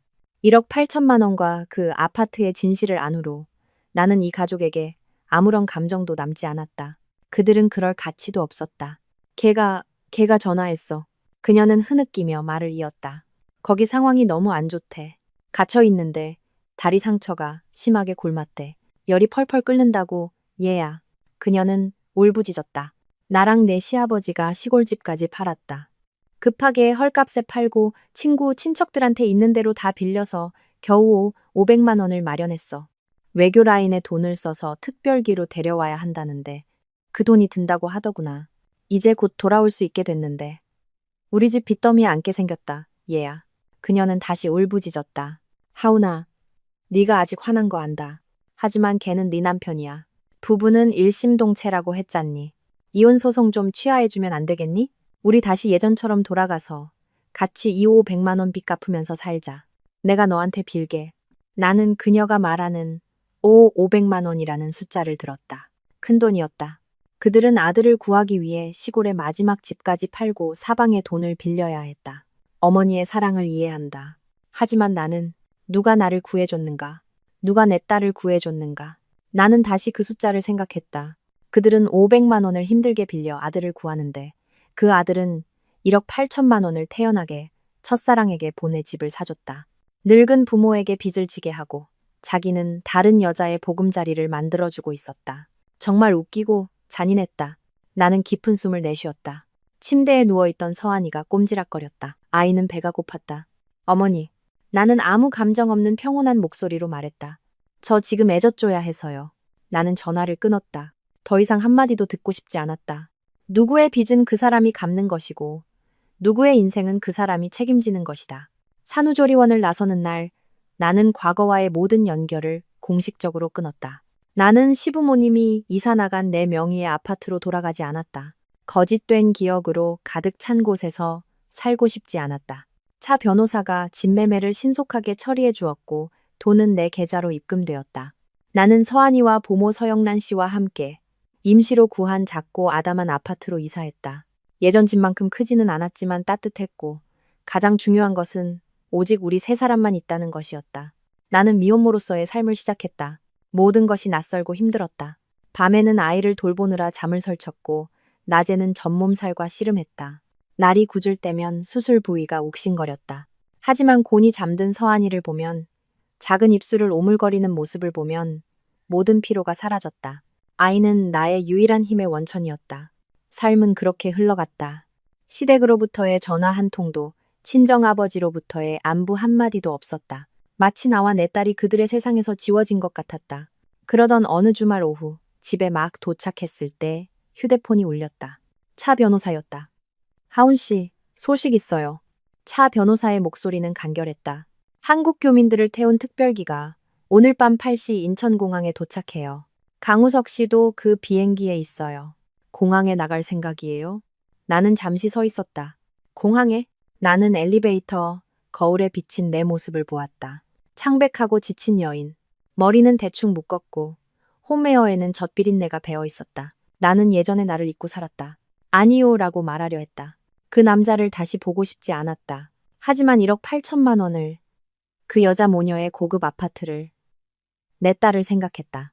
내가 나서지 않으면, 내가 단호하게 굴지 않으면 그들은 나를 약하게 볼 것이다. 내 딸의 것을 절대 돌려주지 않을 것이다. 네, 갈 거예요. 나는 단호하게 말했다. 가야 해요. 모든 것을 한 번에 끝내야겠어요. 그렇게 결정할 줄 알았어요. 차 변호사는 한숨을 쉬었다. 평정심을 잃지 말아요. 감정에 휩쓸리지 말고요. 권리를 찾으러 가는 거지, 관계를 되돌리러 가는 게 아니니까. 소식 기다릴게요. 나는 집으로 돌아와 서영란 씨에게 분유 타는 법, 서한이 달래는 법을 꼼꼼하게 일러주었다. 중요한 일이 있어. 늦을지도 모른다고 말했다. 옷장을 열었다. 어둡고 슬퍼 보이는 옷은 고르지 않았다. 베이지색 원피스를 꺼냈다. 첫 월급을 받아 산 가장 비싼 옷이었다. 결혼 5주년 기념일에 입었던 옷. 그가 내 손을 잡고 온갖 약속을 하던 그날. 화장대 앞에 앉았다. 출산 후 처음으로 거울 속 내 모습을 자세히 들여다보았다. 다크서클을 가리고 볼 터치를 살짝 하고 붉은 립스틱을 얇게 발랐다. 나는 울러가는 게 아니었다. 빌러가는 것도 아니었다. 나는 공식적으로 마침표를 찍기 전 마지막으로 모든 것을 명확히 하기 위해 아내의 자격으로 가는 것이었다. 하이힐을 신으려고 허리를 굽히자 수술 부위가 살짝 욱신거렸지만 신경 쓰지 않았다. 이 육체적 고통은 마음의 고통에 비하면 아무것도 아니었다. 차 변호사가 준비해준 서류 가방을 열었다. 일방적인 이혼 소송 신청서. 내 서명은 이미 되어 있었다. 그 옆에는 1억 8천만 원의 상세거래 내역서와 고유라의 어머니 명의로 된 고급 아파트 정보가 있었다.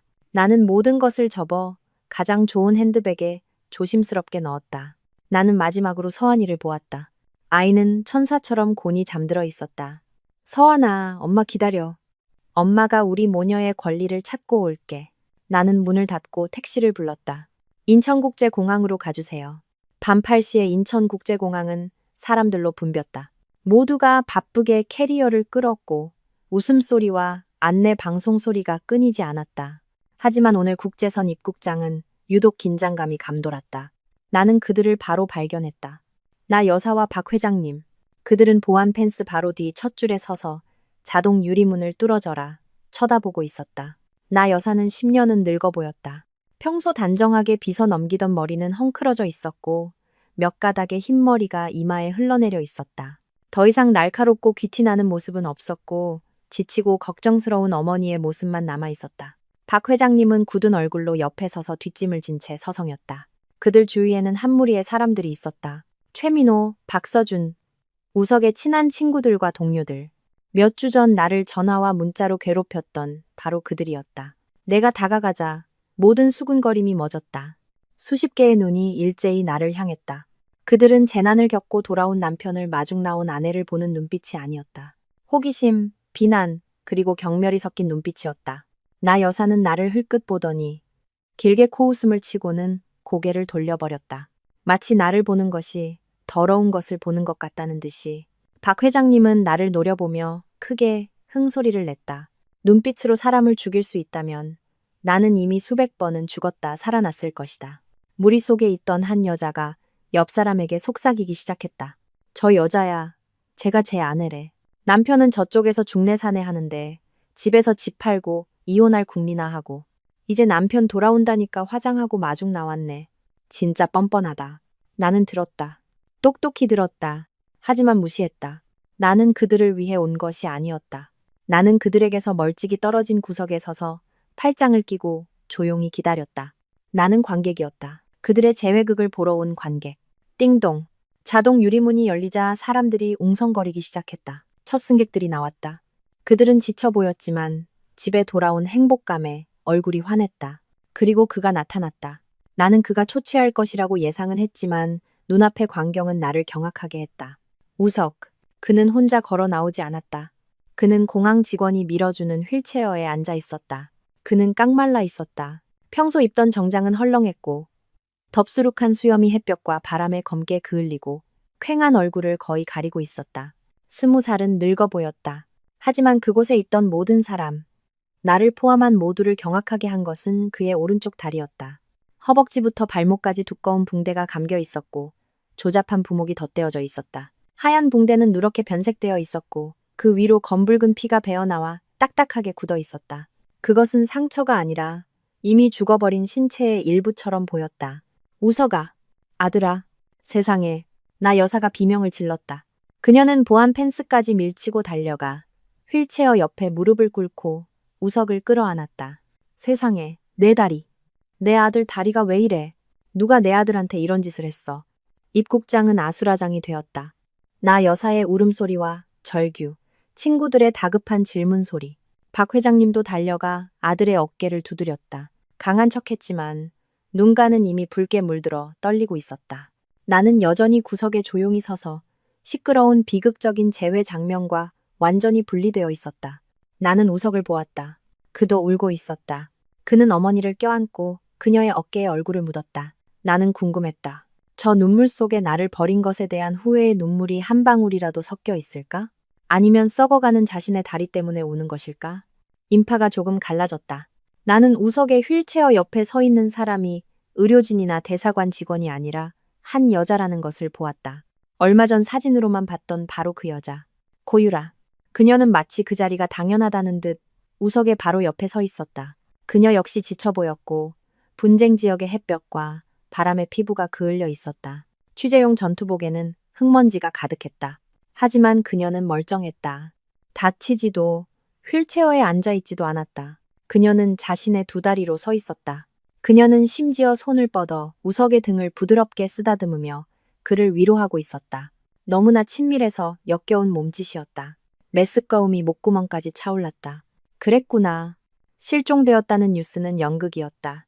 내 남편은 생사의 갈림길에 선 아내와 자식을 버리고 현금사 500만 원을 들고 지구 반대편으로 날아가 분쟁 지역에 뛰어들어 첫사랑을 안전하게 귀국시키는 임무를 수행한 것이었다.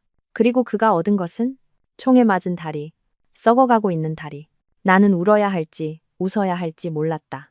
이것이 진정한 사랑의 대가인가? 그는 다리 한쪽과 늙은 부모의 빚 500만 원, 그리고 아내와 자식의 돈 1억 8천만 원을 그녀의 안전과 맞바꾼 것이었다. 나는 그가 불쌍했고 혐오스러웠다. 군중은 여전히 시끄러웠다. 나 여사는 한참 동안 다리 때문에 울부짖다가 무언가 생각난 듯했다. 그녀는 고개를 들어 유라를 보았다. 그녀의 눈빛은 잠시 당황스러워 보였지만 이내 감사함으로 바뀌었다. 그녀는 유라의 손을 잡았다. 아가씨, 유라 맞지? 고마워요. 우리 아들 곁에 있어줘서 정말 고마워요. 유라는 지쳤지만 의연한 미소를 지었다. 별 말씀을요, 아주머니. 우석 씨가 저를 구하려다 이렇게 다친 거예요. 제가 은혜를 입었죠. 그녀를 구하려다. 나는 속으로 비웃었다. 완벽한 영웅 구출극이었다.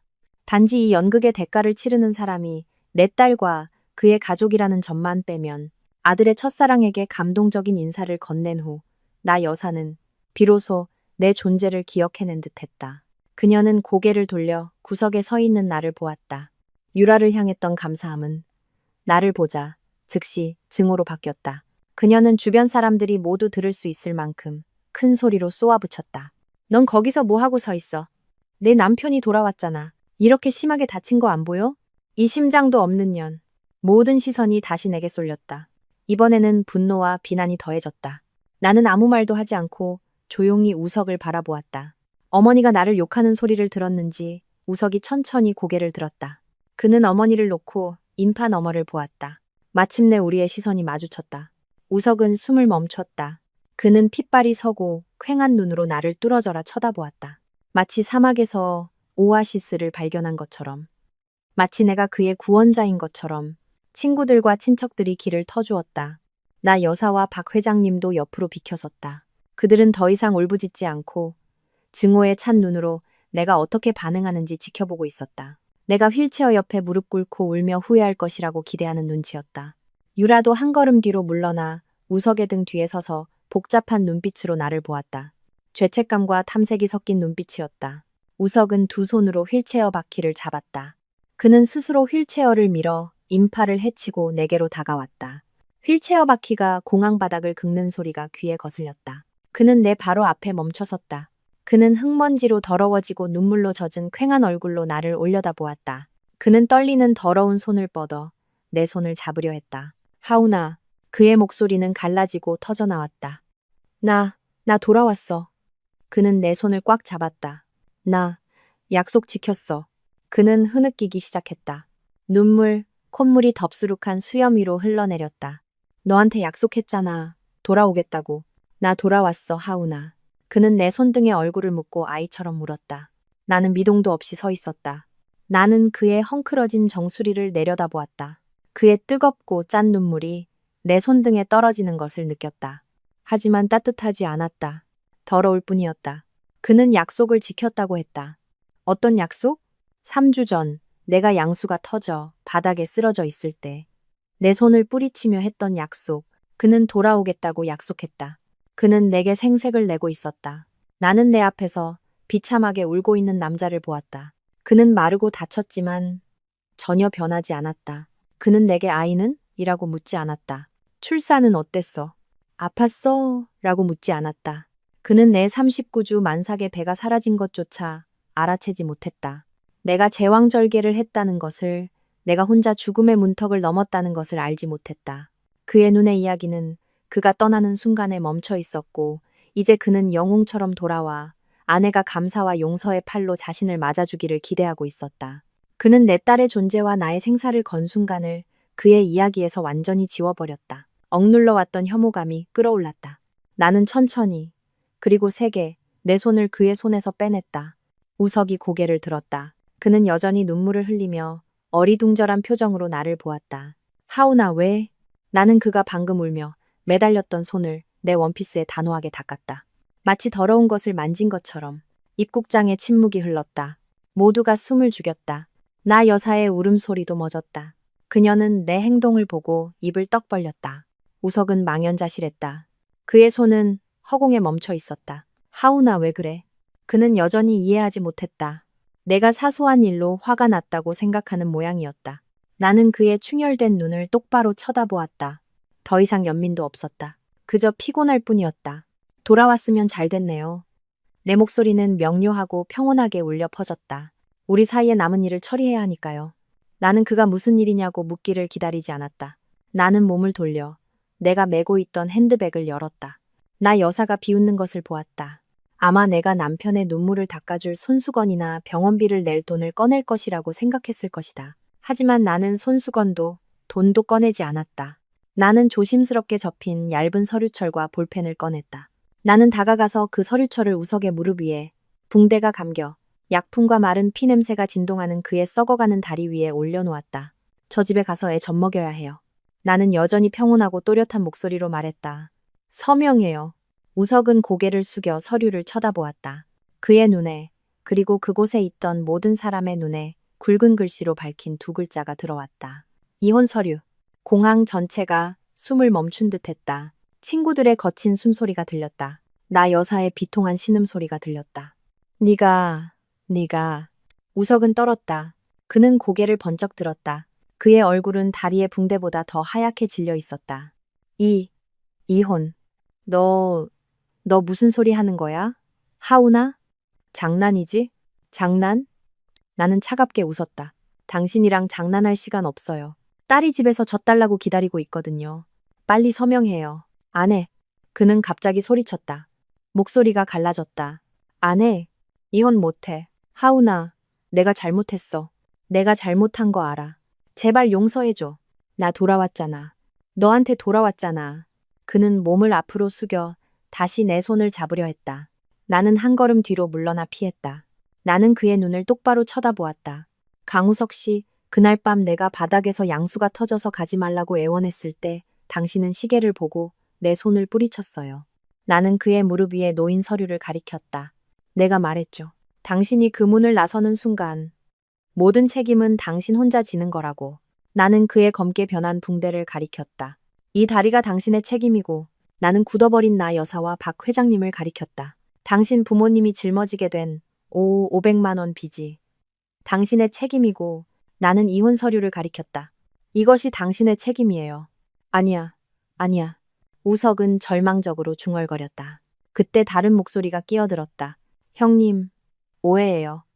나는 돌아보았다. 고유라.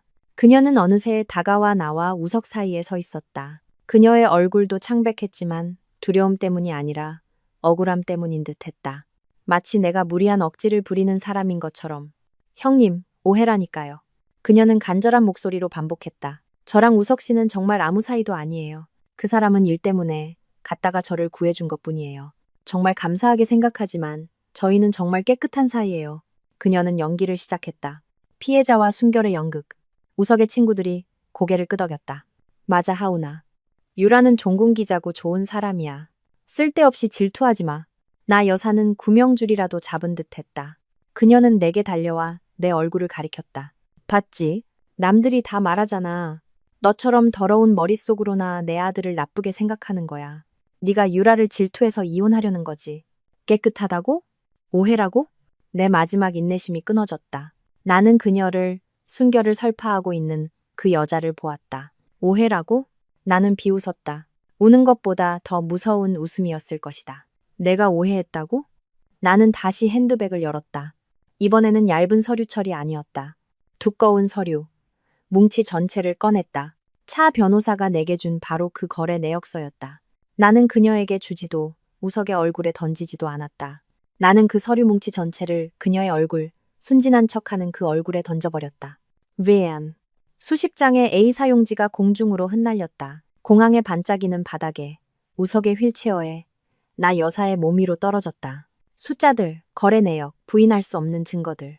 모두가 경악했다. 유라는 그 자리에 얼어붙었다. 나는 소리쳤다. 더 이상 평정을 유지할 수 없었다. 나는 그녀의 얼굴에 대고 소리쳤다. 그럼 이 1억 8천만 원은 뭔데요? 나는 흩날리는 종이들을 가리켰다. 7년 동안 내 남편은 나랑 밥 한 끼까지 계산하면서 당신의 그 자선재단에 몰래 1억 8천만 원을 보냈어요. 그런데 오해라고? 나는 바닥에 떨어진 종이 한 장을 주워 모든 사람 앞에서 흔들었다. 강남의 고급 아파트. 3년 전에 당신 어머니 명의로 바로 이 돈으로 샀죠. 그런데 깨끗하다고? 사람들은 숨을 죽였다. 방금 그녀를 변호하던 우석의 친구들은 얼굴이 새하얗게 질렸다. 나 여사는 눈을 동그랗게 떴다. 그녀는 이 사실을 몰랐다. 박 회장님도 마찬가지였다. 우석, 그는 나를 그리고 흩어진 거래 내역서를 보았다. 그의 얼굴은 핏기 하나 없이 질려 있었다. 그는 알았다. 내가 모든 것을 알게 되었다는 것을. 나는 다시 유라를 똑바로 쳐다보았다. 그녀는 정말로 떨고 있었다. 나는 고함으로 쉰 목소리였지만 한 글자 한 글자 또박또박 말했다. 그건 내 피땀 흘려번 돈이고 우리 부부의 공동재산이고 내 딸 기저귀 사고 분유 살 돈이었어요. 나는 마지막으로 그녀의 얼굴을 가리켰다. 돈 내놔요. 그러기 싫으면 내일 당신이랑 당신 어머니 사기 및 횡령으로 고소할 테니까. 나는 우석에게 돌아섰다. 서류에 서명해요. 내가 마음 바꿔서 당신까지 재산 은닉으로 고소하기 전에. 나는 그들의 대답을 기다리지 않았다. 그들의 얼굴을 1초도 더 보고 싶지 않았다. 나는 돌아섰다. 내 베이지색 원피스가 흩날렸다. 하이힐이 바닥을 또각또각 울렸다. 단호하게.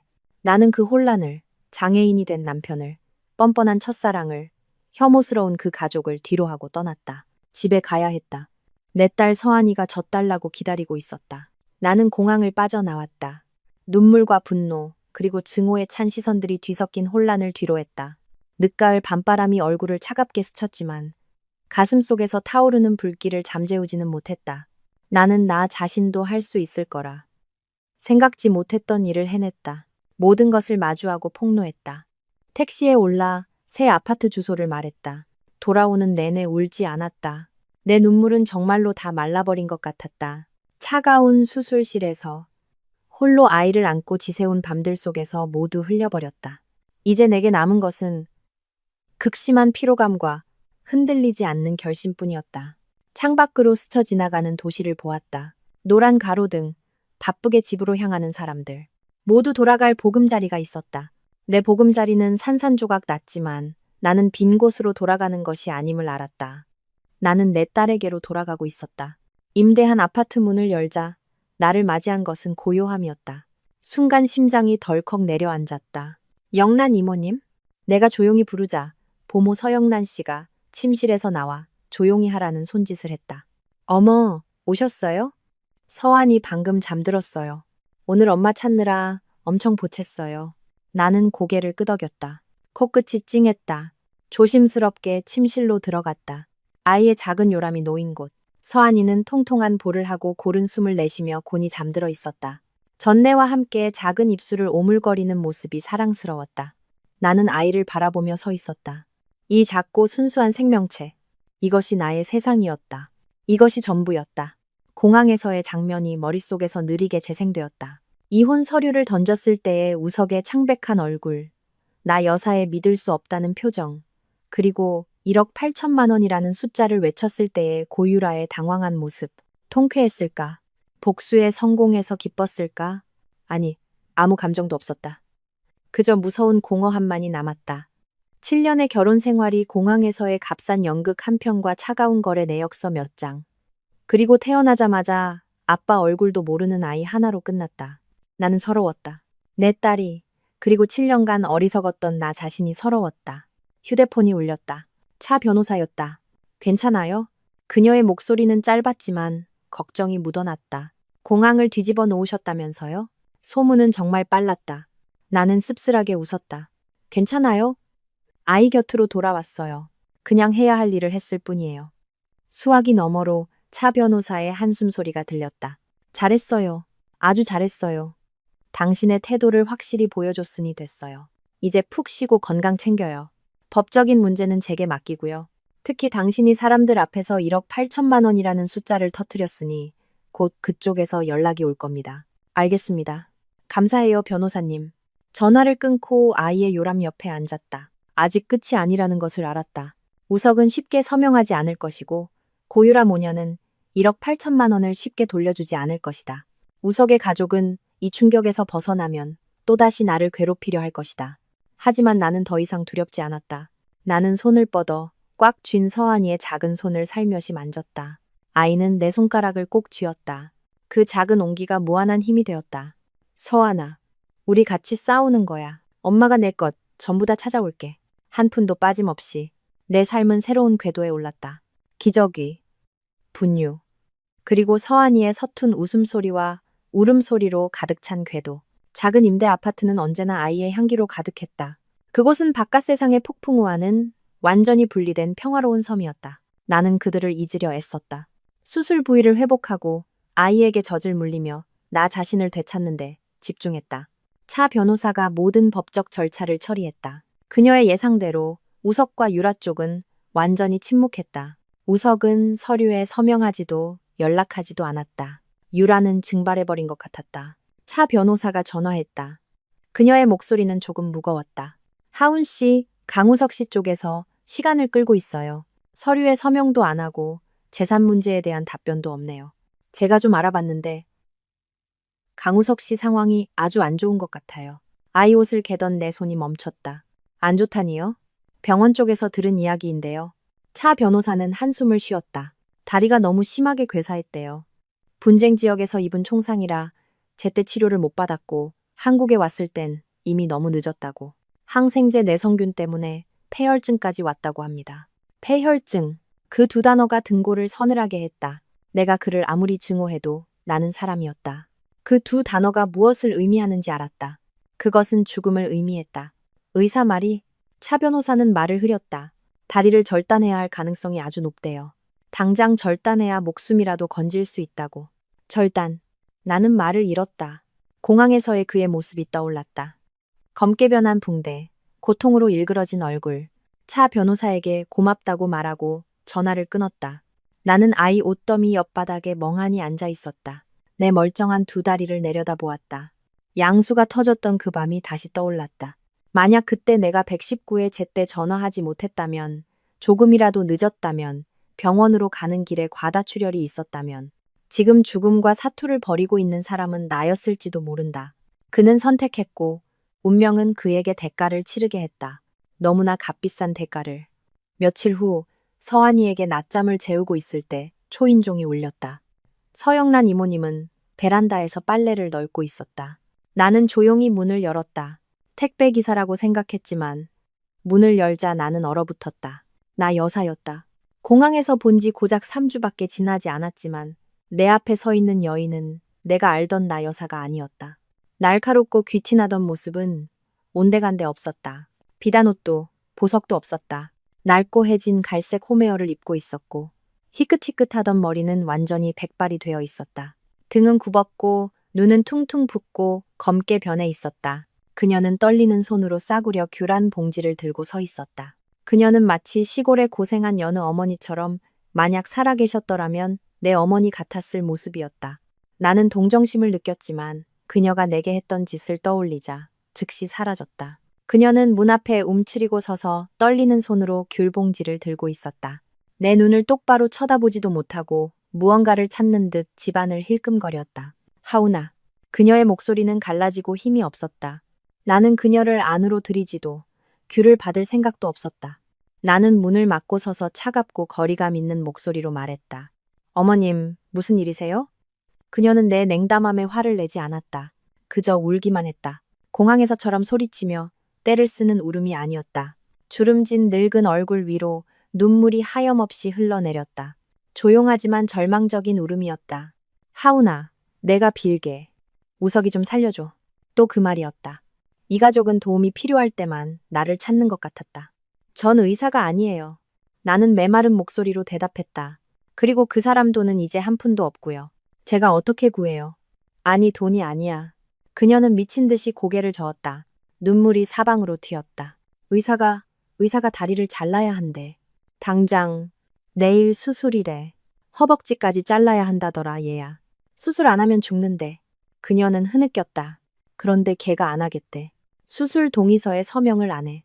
차라리 죽겠다고 소리만 질러. 장애인으로는 못 산다고. 불구가 되면 살아서 뭐 하냐고. 나는 조용히 들었다. 장애인으로는 못 산다. 우석다운 생각이었다. 오만하고 비겁한. 그녀는 망설이다가 고개를 들어 나를 보았다. 붉게 충혈된 눈으로 애원했다. 걔가 너를 만나고 싶대. 그리고 서한이 자기 딸 얼굴 한 번만 보고 싶대. 심장이 덜컥 내려앉았다. 그가 딸을 보고 싶다고? 태어나기도 전에 버렸던 딸을. 이제 다리를 잘라야 하는 상황이 되자 딸을 보고 싶다고? 갑자기 나 여사가 내 앞에 더러운 아파트 복도 바닥에 무릎을 꿇었다. 그녀는 두 손을 모아 내게 빌었다. 내가 너한테 빌게. 하우나. 내가 잘못했다. 우리 가족이 다 너한테 잘못했어. 하지만 제발 사람 하나 살리는 셈 치고 서한이 데리고 병원에 한 번만 가주라. 걔가 너랑 애의 얼굴 한 번만 보면 살 의지가 생길 거야. 서명 안 하면 정말 죽는단 말이야. 걔는 내 외아들이야. 나는 얼어붙었다.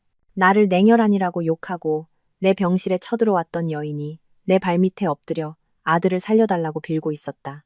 정말 아이러니한 광경이었다. 나는 그녀를 내려다보며 일으켜주지 않았다. 어머니, 일어나세요. 내 목소리는 얼음장처럼 차가웠다. 못 가요. 왜? 그녀는 절망적으로 고개를 들었다. 한 번만인데. 너 그렇게 악독해? 걔가 정말 죽기를 바라는 거야? 그래도 네 남편이고. 네 딸 아버지잖아. 첫째, 나는 천천히 또박또박 말했다. 그는 곧 제 전 남편이 될 사람이에요. 서류는 이미 법원에 제출했어요. 둘째, 죽음은 그가 떠나던 그 밤에 스스로 선택한 거예요. 그리고 셋째, 가장 중요한 건 나는 그녀의 눈을 똑바로 쳐다보았다. 제 딸은 이제 겨우 2개월이에요. 면역력이 거의 없어요. 병원이 어떤 곳인데요? 세균과 병균이 득실거리는 곳이에요. 어머님 아들은 폐혈증에 걸렸고요. 저는 그 사람의 뒤늦은 후회 때문에 제 딸의 목숨을 걸 수 없어요. 그녀는 할 말을 잃었다. 저는 그 사람이 버린 제 딸을 그의 삶의 동력으로 만들어줄 수 없어요. 저는 그렇게 고상하지 못하거든요. 나는 한 걸음 뒤로 물러나 문을 닫을 준비를 했다. 돌아가세요. 그리고 그 사람한테 전하세요. 살고 싶으면 직접 서명하라고요. 만약 어리석은 선택을 한다면 그건 그의 선택이에요. 저는 상관 안 해요. 나는 밖에서 들려오는 그녀의 절규와 문을 두드리는 소리를 무시하고 문을 쾅 닫았다. 수술은 결국 진행되었다. 차 변호사에게 듣기로 우석은 죽지 않았다. 그가 서명을 했다고 한다. 아마 죽음에 대한 공포가 장애인이 되는 것에 대한 오만함보다 컸을 것이다. 그는 살았지만 허벅지까지 다리 한쪽을 잃는 대가를 치렀다. 1억 8천만 원을 되찾기 위한 소송은 계속되었다. 차 변호사는 유라 측에서 움직이기 시작했다고 말했다. 그녀는 꽤 유명한 변호사를 고용해 맞섰다. 그 돈은 우석이 자발적으로 재단에 기부한 것이지 공동 재산이 아니며 아파트는 그녀가 자신의 돈으로 어머니에게 사준 것이라고 주장했다. 뻔뻔한 거짓말이었다. 나는 모든 것에 지쳤다. 차 변호사에게 말했다. 법대로 처리해주세요. 저는 그냥 딸 키우는 데 집중하고 싶어요. 어느 화창한 오후 나는 유모차를 밀고 서한이와 함께 아파트 단지 내 화원으로 나갔다. 아이는 밖에 나가는 것을 좋아해서 나무만 봐도 까르르 웃었다. 서영란 이모님이 기저귀 가방을 들고 옆에서 따라왔다. 마음이 가장 평화롭다고 느낀 순간 익숙한 인형이 내 앞을 막아섰다.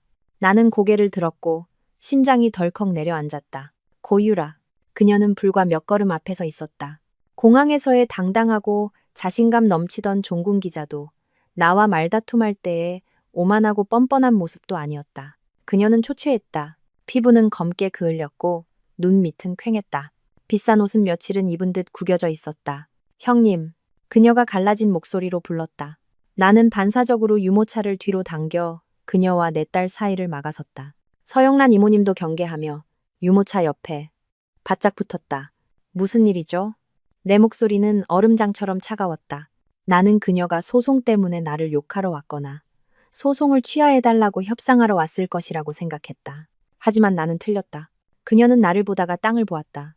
두 손을 얽어매고 안절부절못했다. 그녀는 입술을 깨물었다. 부끄러움과 간절함이 뒤섞인 표정이었다. 형님, 그녀는 말을 꺼내기 매우 힘들어했다. 돈 좀 빌려주실 수 있을까요? 나는 망연자실했다. 하마터면 웃음이 터져 나올 뻔했다. 돈을 빌려달라고? 내 돈 1억 8천만 원을 가로챈 여자가 이제 내 앞에 와서 돈을 빌려달라고? 내 평생 들어본 이야기 중 가장 어이없는 이야기였다. 뭐라고요? 나는 비웃었다. 잘 안 들리네요. 바람이 많이 불어서 유라는 고개를 들었다. 얼굴이 새빨개졌다. 돈 좀 빌려달라고요. 우석 씨가 수술했는데 병원비가 너무 많이 나왔어요. 시부모님이 빌린 500만 원은 특별기 비용으로 다 썼고요. 지금 약값이며 중환자실 비용이며 병원에서 당장 내지 않으면 치료를 중단하겠다고 해요. 그래요? 나는 이해한다는 듯 고개를 끄덕였다. 근데 그게 저랑 무슨 상관이죠? 당신이 그 사람의 영웅 아니었나요? 당신 구하려다 그렇게 된 거잖아요. 당신이 책임져야죠. 그녀는 목이 메었다. 저는 돈이 없어요. 돈이 없다고요? 나는 웃음을 터뜨렸다. 1억 8천만 원은요? 내 남편 돈 1억 8천만 원 어디 갔어요? 아니면 당신 어머니 명의의 그 고급 아파트 팔면 되잖아요. 형님, 그녀는 꼬리를 밟힌 듯 소리쳤다. 그렇게 말하지 마세요. 그 돈은 재단 돈이에요. 투자했는데 지금 묶여서 바로 뺄 수가 없어요. 아, 투자? 나는 고개를 끄덕였다. 당신 어머니 부동산에 투자하셨나 보죠. 지금 묶여서 아쉽겠네요. 형님, 그녀는 갑자기 울기 시작했다. 형님이 저 미워하는 거 알아요. 하지만 우석 씨는 죄가 없어요. 저 때문에 그렇게 된 거예요. 저는 그 사람에게 빚을 졌어요. 형님은 아내잖아요. 어떻게 죽어가는 사람을 보고만 있을 수 있어요. 또 그 말이었다. 죽어가는 사람을 보고만 있는다. 나는 더 이상 그녀와 대화하고 싶지 않았다. 나는 허리를 굽혀 서한이의 얇은 담요를 고쳐 덮어주었다. 그리고 고개를 들어 그녀의 얼굴을 똑바로 쳐다보았다. 첫째, 저는 곧 그의 전 아내가 될 사람이에요. 둘째, 양수가 터진 저를 버린 사람은 구하지 않아요. 그리고 셋째, 나는 내가 아주 잔인하다는 것을 알면서도 미소 지었다. 고유라 씨, 당신은 국제적인 기자잖아요. 능력 있고 인맥도 넓을 테니 당신이 가서 구하세요. 아니면 당신 어머니 아파트를 팔든가. 제 돈은 제 딸 분유값으로 써야 해서요. 나는 유모차를 밀어 그녀를 부드럽게 비켜섰다.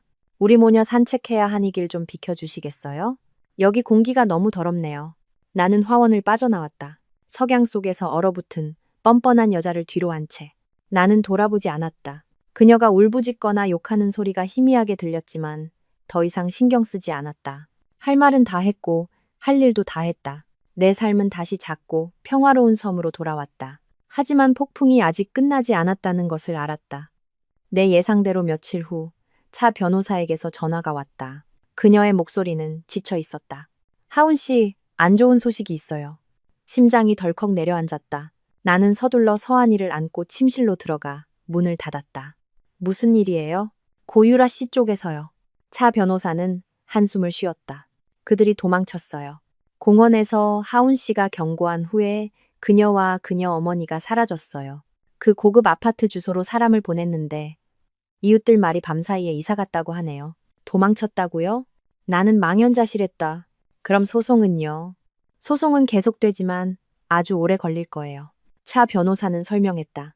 아파트는 그녀 어머니 명의로 되어 있고 이제 변호사를 통해 자신들이 평생 모은 돈으로 산 것이며 우석과는 관련 없다고 주장하고 있어요. 우리가 우석이 유라의 재단으로 유라가 어머니에게 돈을 보낸 거래 내역을 가지고 있지만 그들은 이것을 두 개의 별개 거래라고 우기고 있어요. 시간을 끌려는 속셈이죠. 아주 지루한 법정 싸움이 될 겁니다. 1년, 어쩌면 몇 년이 걸릴 수도 있어요. 나는 침묵했다. 1년, 아니 몇 년. 나는 품에서 곤히 잠든 서한이를 내려다보았다.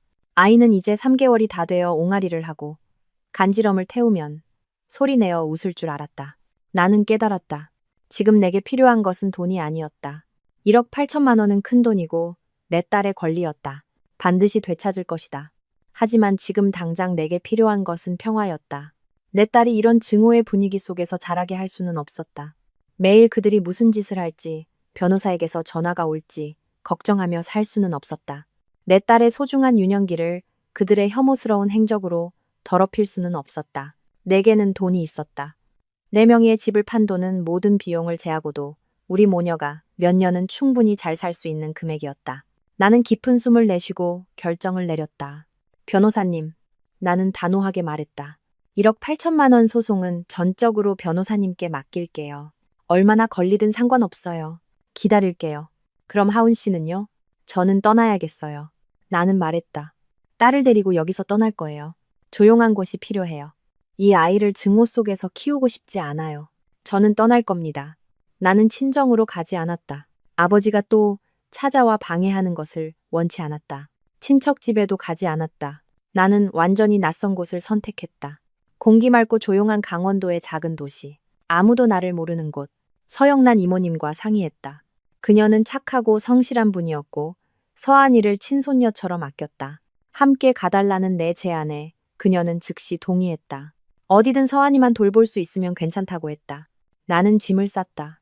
우리 모녀의 옷가지 몇 개와 서한이에게 꼭 필요한 물건들 뿐이었다. 임대한 아파트를 정리했다. 떠나는 날 나는 누구에게도 알리지 않았다. 휴대폰 번호도 바꿨다. 오직 차 변호사만 아는 번호로. 시외버스가 시끄럽고 먼지 가득한 도시. 배신과 고통으로 가득 찬 곳을 떠날 때 나는 창밖을 보았다. 후회는 없었다. 그저 홀가분했다. 서영란 이모님 품에서 곤히 잠든 서한이를 돌아보았다. 나는 미소 지었다. 서한아, 우리 새로운 삶을 시작하자. 1년이 눈 깜짝할 사이에 흘렀다. 우리는 조용한 언덕 위에 있는 작고 예쁜 목조주택을 임대했다. 집에는 야생화가 가득한 정원이 있었고 아침에 문을 열면 안개가 계곡을 감싸고 있었다. 공기가 너무 맑아서 도시의 탁한 공기만 마시던 내 폐가 마침내 정화되는 느낌이었다. 우리 모녀의 삶은 믿을 수 없을 만큼 평화로웠다. 나는 더 이상 스트레스에 시달리는 회계사 김하운도, 시댁의 구박을 받던 강우석의 아내도 아니었다. 나는 서한이의 엄마였다. 서한이는 이제 15개월이 되어 튼튼하고 영리해졌다. 아장아장 걷기 시작했고 엉덩이를 뒤뚱거리며 정원을 뛰어다녔다. 아이의 웃음소리는 맑은 풍경소리 같았다. 서영란 이모님은 아이를 친손녀처럼 돌봤다. 매일 오후 나는 아이를 유모차에 태우고 흙길을 따라 산책하며 산 너머로 지는 노을을 보았다. 나는 나 자신을 되찾았다. 집에서 작은 온라인 베이커리를 열어 근처 관광지에 케이크를 팔았다. 천연 발효빵과 패션 프루트 무스를 만드는 법을 배웠다. 큰돈을 벌지는 못했지만 행복했다.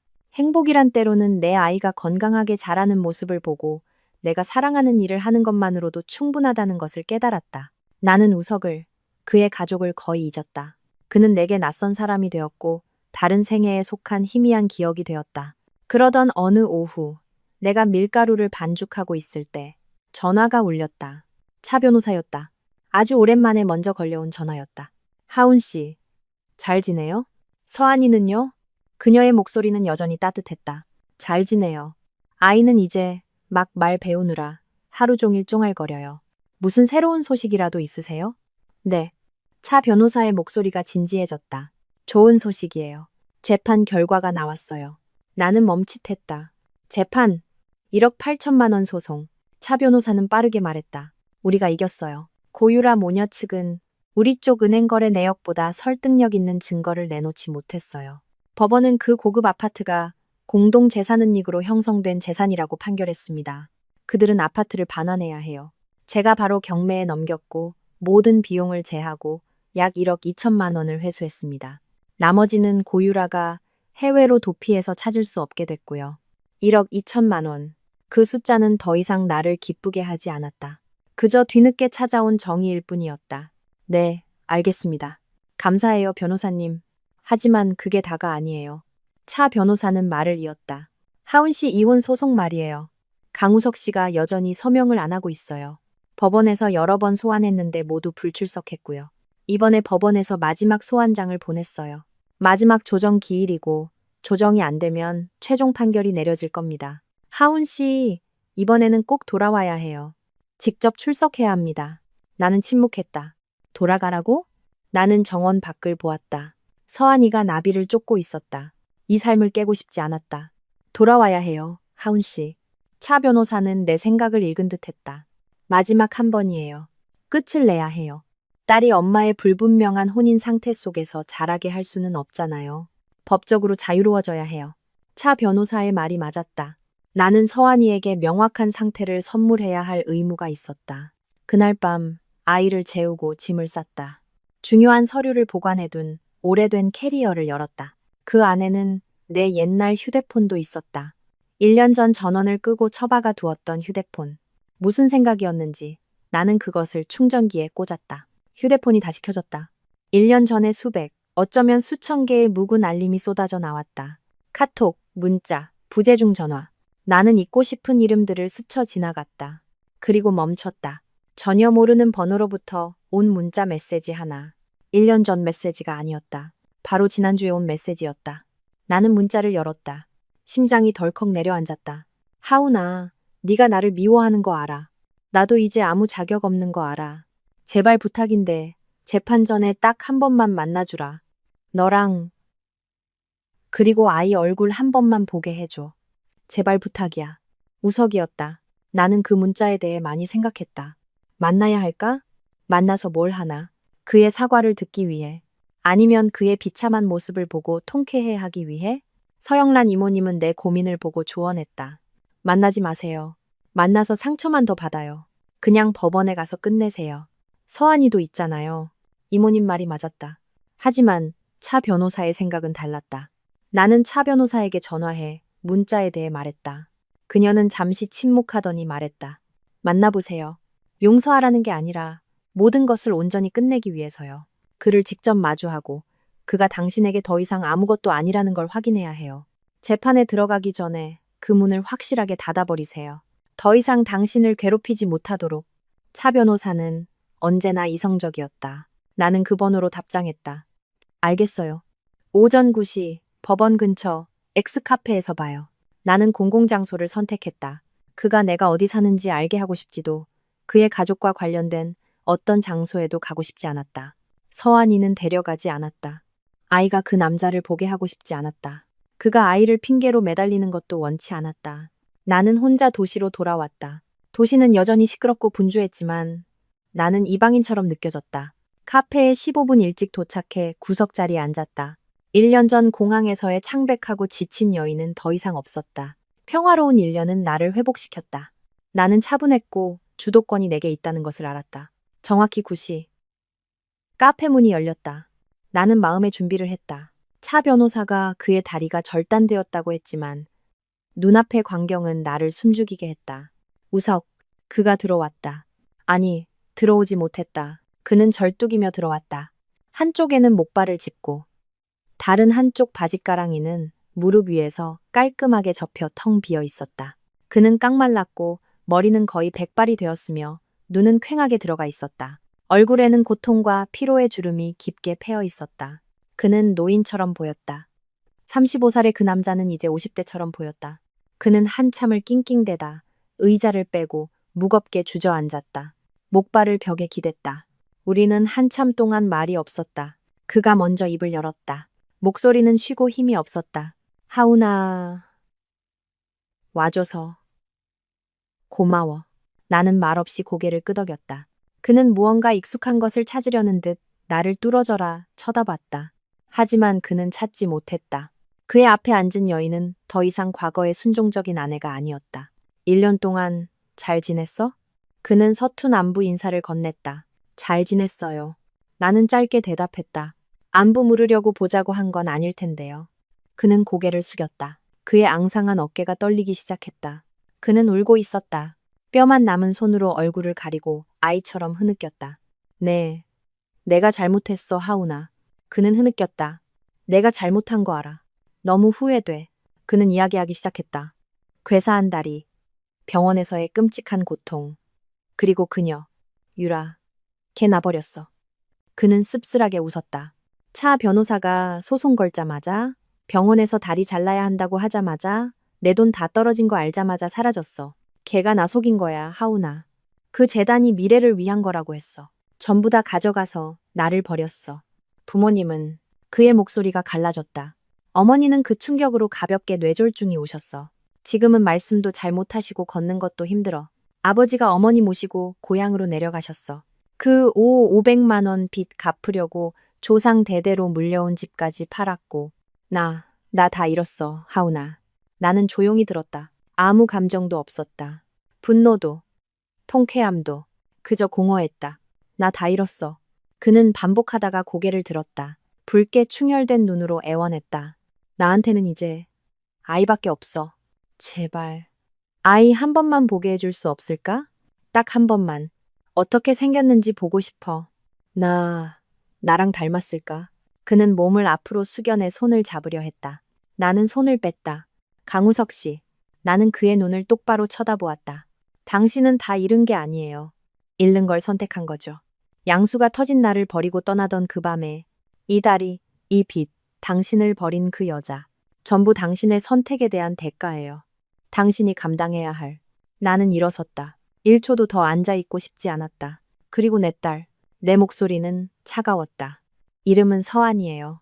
당신의 죄책감을 덜어줄 도구가 아니라고요.